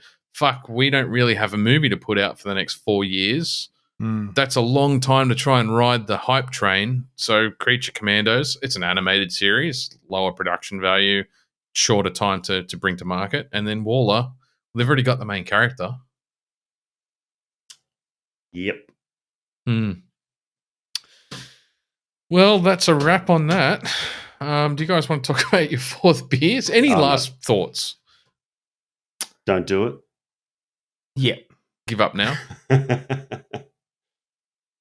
Look, we've used the phrase "uppercut yourself" a couple of times tonight. Such a great phrase, though. Yeah. Look, we've said it. We've said it every time, and this is why I said I didn't really want to do this again because we've done it so many times. But it's just like. But we are talking about actual content for a change rather than just what's in our heads. Yeah, but it always comes back to you've just fucked this so many times. Just let it die. Let it die. even now, and even the process they're talking about with guns, like we're developing an 8 to 10 year plan. It's like, but why? Like, I get that's your job, and that's what they've thrown at you, and they've pitched you, and that's you going, sweet, I've got a job in Hollywood for the next 10 years. I mean, he applied for that job, so he went in knowing what he was buying into. Yeah, but it's like a kind of thing of like, I'm going in for a 10-year role, like this is gonna, set me up, guarantee for life, his basically. employment. Yeah, 100%. Like, and then you can't. But Peter Gunn was no fucking slouch to start with, right? He was pretty assured of a long career, unless it came out that he'd done something stupid. I just really feel like, and I think this comes back to my main concern is just I really worry that James Gunn's going to be so fucking disheartened by this whole process that he's not going to put his heart into the last projects or something. Like, he's going to get 5 to 8 years in, and he's going to have to jumped over so many walls and just hit so many roadblocks with WB and Discovery, like execs coming in, like they've always done, and just killing that creative vibe. That he's just going to be like, he's going to look to like we're going to get, and this is the problem. So much so that he's already attempting to address that exact point, and and not in a convincing way. Yeah, but it's the thing. We're going to get excited because we're going to see he's going to produce the early stuff's going to be like, this is the thing. I really think the early stuff's going to be good, and we're going to be like, oh, it's a glimmer of hope, and then it's going to really be dashed from underneath us. And if we're still doing this in 8 years' time, we're going to be even more grayer and jaded than we already are, and just being like, we fucking said it all those years ago. Can we just, when speaking of grey, can we just adjust the beautiful contrast of James Gunn's hair and beard? What? No, his hair. He's got Magneto white. What are you talking about? Oh, I think it's fantastic. If I look like that one, if I went that white tomorrow, I want it to be all through. I think that contrast is spectacular. Yes, Dan, I'm sure it's entirely natural. I don't know. He's got black roots through his beard and his hair. So anyway, fucking random. I disagree. Like, I have an alternative. Santa Claus, if you want to go that look tomorrow, I can do it for you. Just give me a tub of frosting. Naturally, thank you. Here's an alternate, Tom. I actually think it's I think it's most likely to flop straight out of the gate, and we'll know by Superman, because everyone's going to give a hall pass to Creature Commandos and Waller, because it's already not really taking all that serious. They'll do a good animated movie or series potentially, because they do animate it well. They do animate well. There's no denying that. Yep. The DC animated stuff is brilliant. I think Waller was a safe choice in the sense that no one's going to care if it flops, because they've already done 3 flops now, 2 flops for Waller's fucking Creature Fest. Suicide Squad. Thank you. Brain's already switched off for the night. So no one's going to really care if it flops a third time. Superman is going to be make or break. I think if they nail Superman and the next one, which is Lanterns from memory, then they'll carry through. DC will back the fuck off. But if Superman flops, that'll be it. I definitely pinged it. I think Superman can flop if Lanterns is good. If both flop, it's done. But I think one of the other can potentially, or like Lanterns can be mediocre. But if it's Superman going well, can be great. But if it's going well, I don't see DC Studios stepping in at Paradise Lost and derailing the fucking train, man. If they get 5 good years, but that's the thing. You don't know with DC Studios; they just might. Well, it's not DC Studios, and that was what James Gunn just said. Sorry, it's Warner Brothers Studios stepping in and fucking it all up. Yeah, and James Gunn is already trying to address those exact concerns by saying, "Yeah, but this time it's different because I'm the studio head and I run, Peter and I run DC Studios. There isn't anyone to step in." It's like everyone's got a boss, man. Like Warner Brothers is still, and that's the thing. Yeah, still quite capable of firing you, for example. You can't claim that they can't step in if they're the ones that can fire you. Yes. Anyway, shall we move on? 4th beers. Close the app. Yep, 4th beers. What are you drinking, Tom? Well, after last episode when we talked about phantasms and I had the wrong phantasm, I went and found an actual phantasm. And like a good Zelda game, I caught it in a bottle. Now I'm drinking it. The only one I could find is their newest one, which is their hazy version. So it's Garage Project, their Phantasm Hazy. Blah, blah, blah, blah. There's a little bit of waffle in the thing, talking about phantasms, ghosts, spectral mists, Right. It is a hazy IPA. I'm already basically finished it. It's been going down quite a treat. The thing they talk about is it's been transmorgified with the addition of Phantasm thiol, which is the powder that Dan was talking about last episode, and their own Garage Project's own double shot co-fermentation technique, which naturally releases an aromatic phantasmagoria of ripe tropical fruits, guava, gooseberry, nectarine, and passion fruit. And let me tell you, it was guava-tastic. It was like just drinking alcoholic guava juice in the best possible way. It was delicious. It is still delicious. I'm halfway through it. I'm loving it.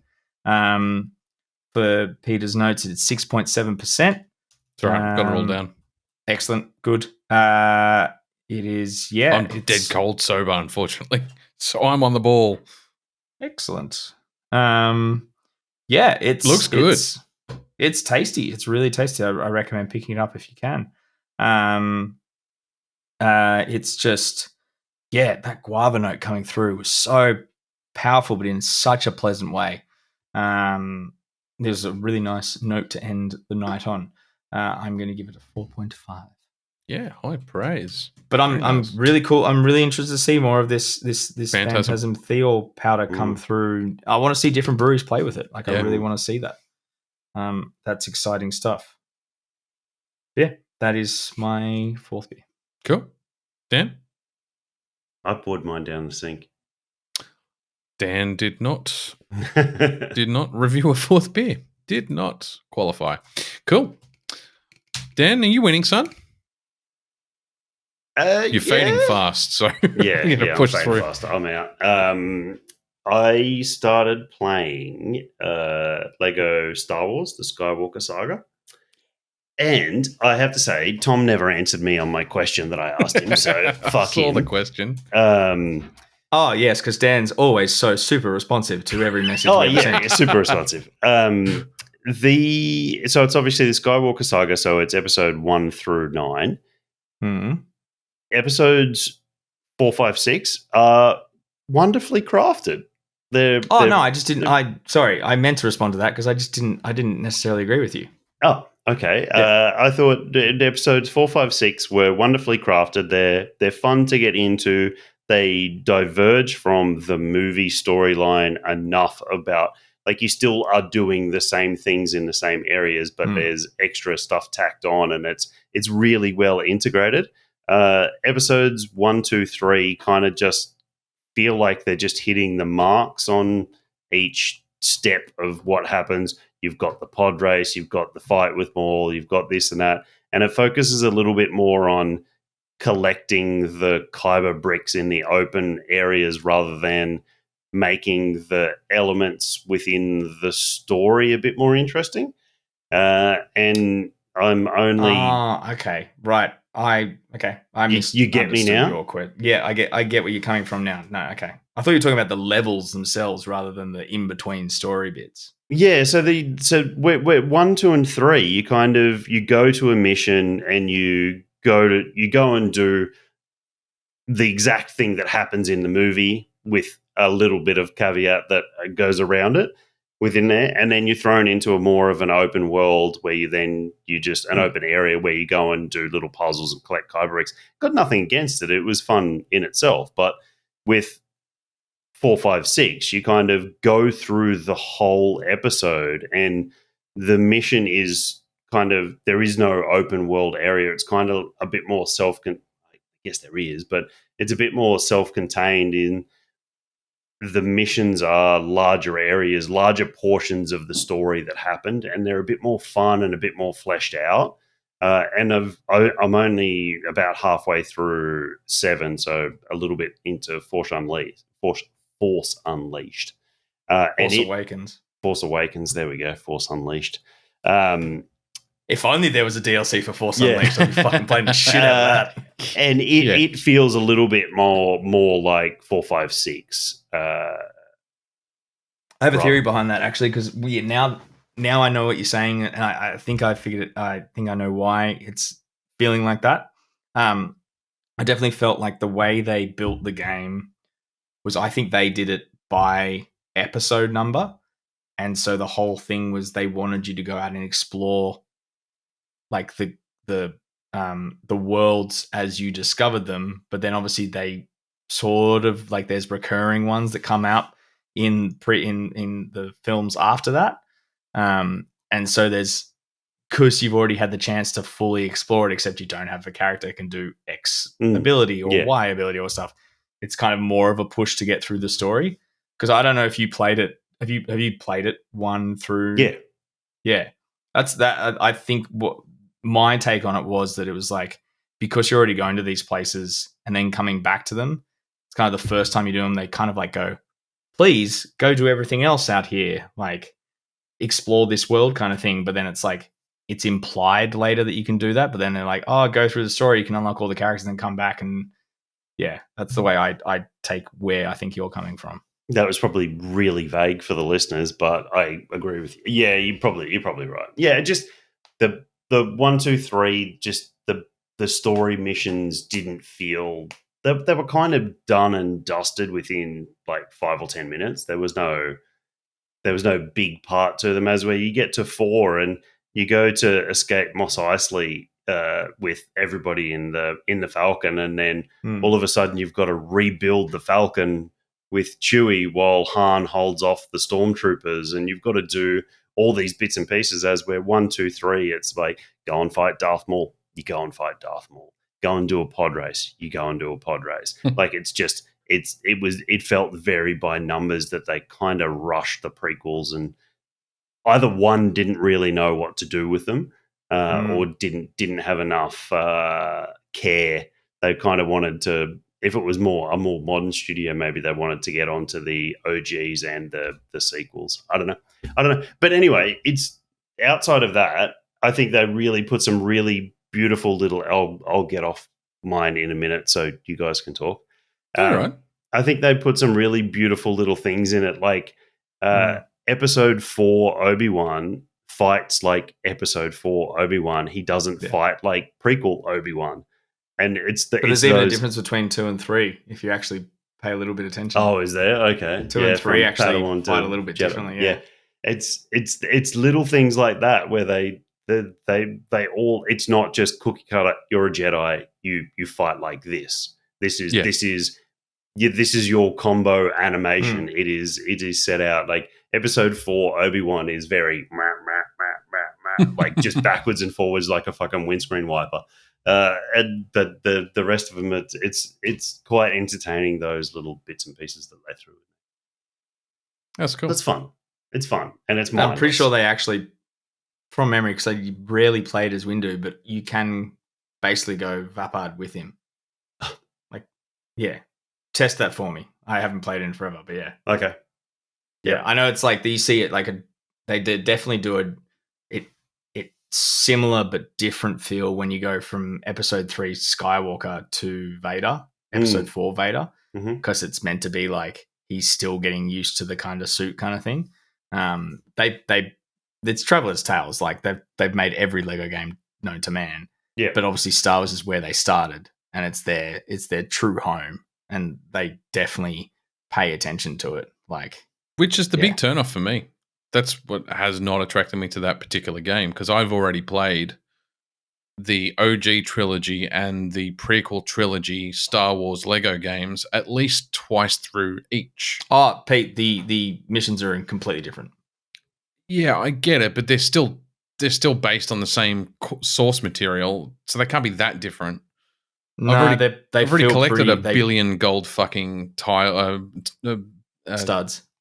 Thank you, and then it was a platinum, and then and the glowy brick things. I've already done all that, and they've built the fucking minifig ships. And Pete, as someone who's played almost every single Lego game known to man, it is the most different Lego game I've played. There are so many similar elements, but it feels so different. Just doesn't jump off the shelf considering all the other games on my back haul. I just wanted Star Wars, man. I didn't care if it was fucking Lego. I just wanted Star Wars. Very cool. Tommy, Peter, are you winning, son? No, you go first. Yeah. I mean, we've already talked about Hogwarts Legacy, which I'm playing in the last day. Before that was Red Dead Redemption 2, which I was primarily focused on the online component, getting those trophies out of the way. I hit level 50 and just kept going. It was fun. It was interesting. It was entertaining. I think I hit level 95. Ooh. And there's you can go all the way up to a level 1,000, but that's pointless. And Jesus. Yeah, but the actual unlocks stop at 100. Right. But it made me realize that there's no way I'm ever going to get the final online trophy without getting one of you guys to help me. I was playing the game past level 50, which was the level-based trophy. I was from level 50 to 95 was entertaining. There was content to do, but mostly I was logging in to do content in an area around where someone might organically do a mission that I have to interrupt to get the final trophy. No one's doing that mission. Why? Just find someone to boost it. Why? Because there's a million interesting things to do in Red Dead Online, and none of it involves the mission you have to do and then be interrupted doing to get that final trophy. It's such a dumb requirement. What level do you have to be to do it? Level 1. Oh, okay. There's no minimum requirement. Remind me on the weekend, and I'll see if I've got the online component installed. Because I've got ODR installed. Yeah. I started playing the single-player campaign, and it's spectacular, as I knew it would be. Just a lot of fun. I'm still only in Chapter 2, the first camp, and so I'm just working through all the side quests and making sure I get everything done in the chapter before moving to the next chapter, because obviously it's all some stuff you have to do at the end, some stuff you have to do inside that chapter, some stuff you do before Chapter 5 starts. Yeah. And now I'm playing Hogwarts. So I'll finish Hogwarts and then go back to RDR because it's that big a game, but it's so fucking good. The end. Tom, you winning, son? I am, because I went online and found someone to boost with, which is what you should just do. You can find them. They're lovely people on the internet occasionally. I know. I found some dude who's based in France, and we've been playing Far Cry multiplayer together, and it's been fantastic. He doesn't have a microphone, so I'm not hearing him with a French accent wiping his ass with silk as he curses me out for the shit I don't do properly. But we had to do some stuff in co-op together on Far Cry 4, which was laggy as fuck, but we finally got there. Couple of sessions back and forth. The one I was going to talk about before, which is going to be my mini review, was actually so I jumped into 5 because he was like, "Hey man, I've started 5. There's some multiplayer trophies, like we can do them together and just nut them out." When I actually looked at the requirements, I was like, "Oh, that's a piece of fucking piss." It's like, get to level 10 in the multiplayer, get 100 kills. I don't know. I don't mean to flex, but I only did it in like 4 games. I was playing with these like random dudes I just jumped into a lobby with, and it was like games of like first to 100, and I was like, "Oh, cool." Even if I get like 20 like kills. You're only going to do that 4 or 5 times. In the 3 hours it's going to take us to get to 100 kills, like there are some there are some freaks out there in online multiplayer. They are astonishingly good, and hat off to them. The thing that really only got half me of them are hacking. Oh, even if they were hacking, like, well done. Because that's the thing. I could get them the next round. Like, yeah, they'd kill me, and I'd be like, "Holy shit, where'd that guy come from?" But then he'd be sitting there, and he'd just be like, looking at some dude, and I just walk up and go bang, and it'd be like one. And I was like, yeah, I gotcha. Yeah, I'm good at multiplayer. Look at me. Look at me go. The thing that really got me about the Far Cry 5 multiplayer, and I don't think I've ever had a good experience with multiplayer really, but the thing that got me with this one was everything you play. Essentially, there's like a bunch of Ubisoft maps, but then there's so many like player created maps. And half of them are some of the best recreated GoldenEye maps I've ever seen in an online platform. I was running around archives, like shotgunning people in the face like it was no tomorrow. I was running through Beetlejuice's mansion, like every pop culture thing known to man. Like, it was so much fun. That's what happens when you embrace the mod community, man. Like, you get longevity in your game. But it's not even mod community. It's like, it's just people who build this. And it's like, who the fuck wakes up in the morning and goes, "You know what I'm going to do today? I'm going to take an N64 first-person shooter map and recreate it in this Ubisoft engine. But it's no different. But they have to build it from the ground up. It's no different to building a life-scale model of the Taj Mahal in Minecraft. People love that shit. I know. Just a breed of people that love that shit. It's amazing to me that these people just get and they can do it. Like I can picture so many levels of GoldenEye in my mind right now.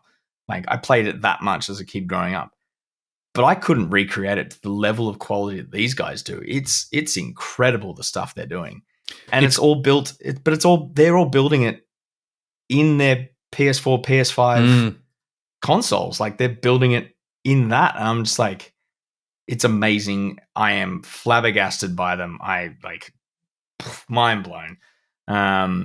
So yeah, it was just like one of those ones. It was like when I played the Doom multiplayer. I was like, fuck, I just want to jump back in this occasionally and just really just run around, shoot a couple of people, have a bit of fun, whatever. Log back out, yeah. It's a 5-year-old game too, so it's good that there's still a thriving. Oh, it was active. Yeah, it was active. It was very active. Like I had no troubles finding a game compared to some other multiplayer ones recently where I've been like, anyone? Hello, you want to play multiplayer? Yeah, really good. It was. But thing that annoyed me was that I only went to Far Cry 5 because this guy was like, "Oh, I'll do the missions with you," and then like I started doing them, and like overnight I was like, "Oh, dude, I finished them." He goes, "Oh, cool. Well, I'm playing this from scratch, no HUD mode." Like I was like, "Oh, can I jump back a game and start the like Stone Age one?" He's like, "Yeah, whatever. Like I'll meet you in the next one." And it's like, so I found this guy who's going to play all the co-op ones with me. Yeah, that's cool. I'd skipped a game to start a new one, and that just irks me a bit because I was trying to get through the series. But I think it's for the first time in a long time I'm going to try and play 2 games simultaneously. I think I'm going to be doing some Far Cry and some Hogwarts, just depending on the mood I'm in. Yeah, fair enough. But yeah, it's they're repetitive, but they're quite a good series. If you haven't played any of them, I do recommend them. I haven't. But I struggle. I struggle jumping into the middle of a series. I want to go all the way to the start to get the story, but then I go to the start and it's a 15, 20-year-old game, and I'm like, I can't play this. It's horrendously bad. So, yeah, but you did about 3. 3 was good. 3 was good. It was, but it was one of those ones where it was like everyone had talked about the villain for 3, like online, and they talk about how like influential he is, and it's like, cool, coming into this like 12, 15 years later, it's like, yeah, I'm sure he was an influential character, but now he's kind of like run of the mill. Yeah. So the first guy's like all insane. The second one in Far Cry 4 was that was the other thing I talk about. Far Cry 4 is like, he's never really there. He's just kind of like a voice in your head kind of thing. So it's like, it never feels menacing. The weirdest thing they did in Far Cry 4 is they switched the driving controls from R2 to accelerate, L2 to brake, to based on pushing the controller forward. Oh, and then back to go reverse. And so it was like, but it was one stick to do everything. So when you're trying to then use a second stick to aim and shoot at the same time, it was trying to be like kind of like make this new like whole like, oh, you can drive and shoot at the same time. It was one of the most infuriating things on the face of the planet. Luckily, they reversed it all in Far Cry 5, and they're just like, oh, we'll just use one of the other 17 buttons to shoot, so you can just drive by pressing R2 and steering. Yeah, it was very weird. But Far Cry 5 definitely has the villains that I'm now actually kind of terrified by, because they're religious cultists, and it's just like, this is too real. Everything else has been like fantasy. This is like, oh no, you could exist right now. Like, we wouldn't know. It's just, scary stuff. Did they ever do Far Cry VR? They announced it in the middle of 2021. I don't remember ever seeing it. I do not know. Ubisoft and Zero Latency today launches the Far Cry VR experience. Co-op shooter takes up to 8 people to the world of Far Cry 3. Okay. Obviously, it's Blood Dragon's also hilarious. Play Blood Dragon. It's funny as shit. Pete, can I just ask why Tom has a mute symbol on my screen? I don't know. Okay. I can hear him talking shit for the last hour. I can hear him too. Yeah. He's definitely being recorded, so no idea. Yep, that's all I'm concerned about. I think that's it for the episode, other than I just wanted to mention, as I said before, YouTube channel's getting some love, so if you haven't already subscribed, please do. Even if you don't watch us on YouTube, if you're an avid listener, just help support the channel. would be much appreciated by all three of us. And I think all three of us are at Sourfest if you're in, which is the 18th? 18th of February. Tell us about Sourfest. Do you like sour beers? Yes, says Peter. Well, Peter, do I have a festival for you? We were talking to the listeners. I thought it was going to be rhetorical with a really awkward silence. That's fine. I practiced this, but it was in the mirror, and so now it's like didn't get the script. The illusion's ruined. I love anyway, Tom, tell me more. Well, Peter, if you bring yourself along to the Public House Petersham car park on the 18th of February, you can have every sour you'd ever dreamed of. We're going to have 8 taps of batch beers. We're going to also have a guest bar, and there are going to be some beers from Europe, beers from Australia, and beers from our new sister brewery, Wayward, because we've joined together like one happy family. But it's going to be sour-tastic. Bring your own quickies. I'm going to have a lager on tap because I know about palate fatigue. And it's a fun-filled day. The Public House Kitchen is doing some food inspired by the sour beers. One of the beers is a pickle sour, and they are making a cheeseburger pizza using the pickled sour beer to pickle the pickles. Pickles? Pickles. Just keep saying something's pickling pickles in pickle beer. It's like that tongue twister. Yeah. Right. Okay. Cheeseburger pizza is where I hooked the crowd, really. Yes. It runs from 12 o'clock till I tell everyone to leave me alone. Until we get kicked out. So all three of us are going to be there. So if you want to meet your heroes, if you want to, I was going to suggest if you want to catch up with us, then we'll be there. But no, you just went out there, Tom. It's really I set the bar high. Just never meet your heroes. Never meet your heroes. Just disappoint you. I don't think any. That's my plan. Yes, I don't think anyone's under any illusions with the three of us. No. That's the episode. Thanks very much for listening, people. Bye-bye. Any final words? No? Bye. Bye.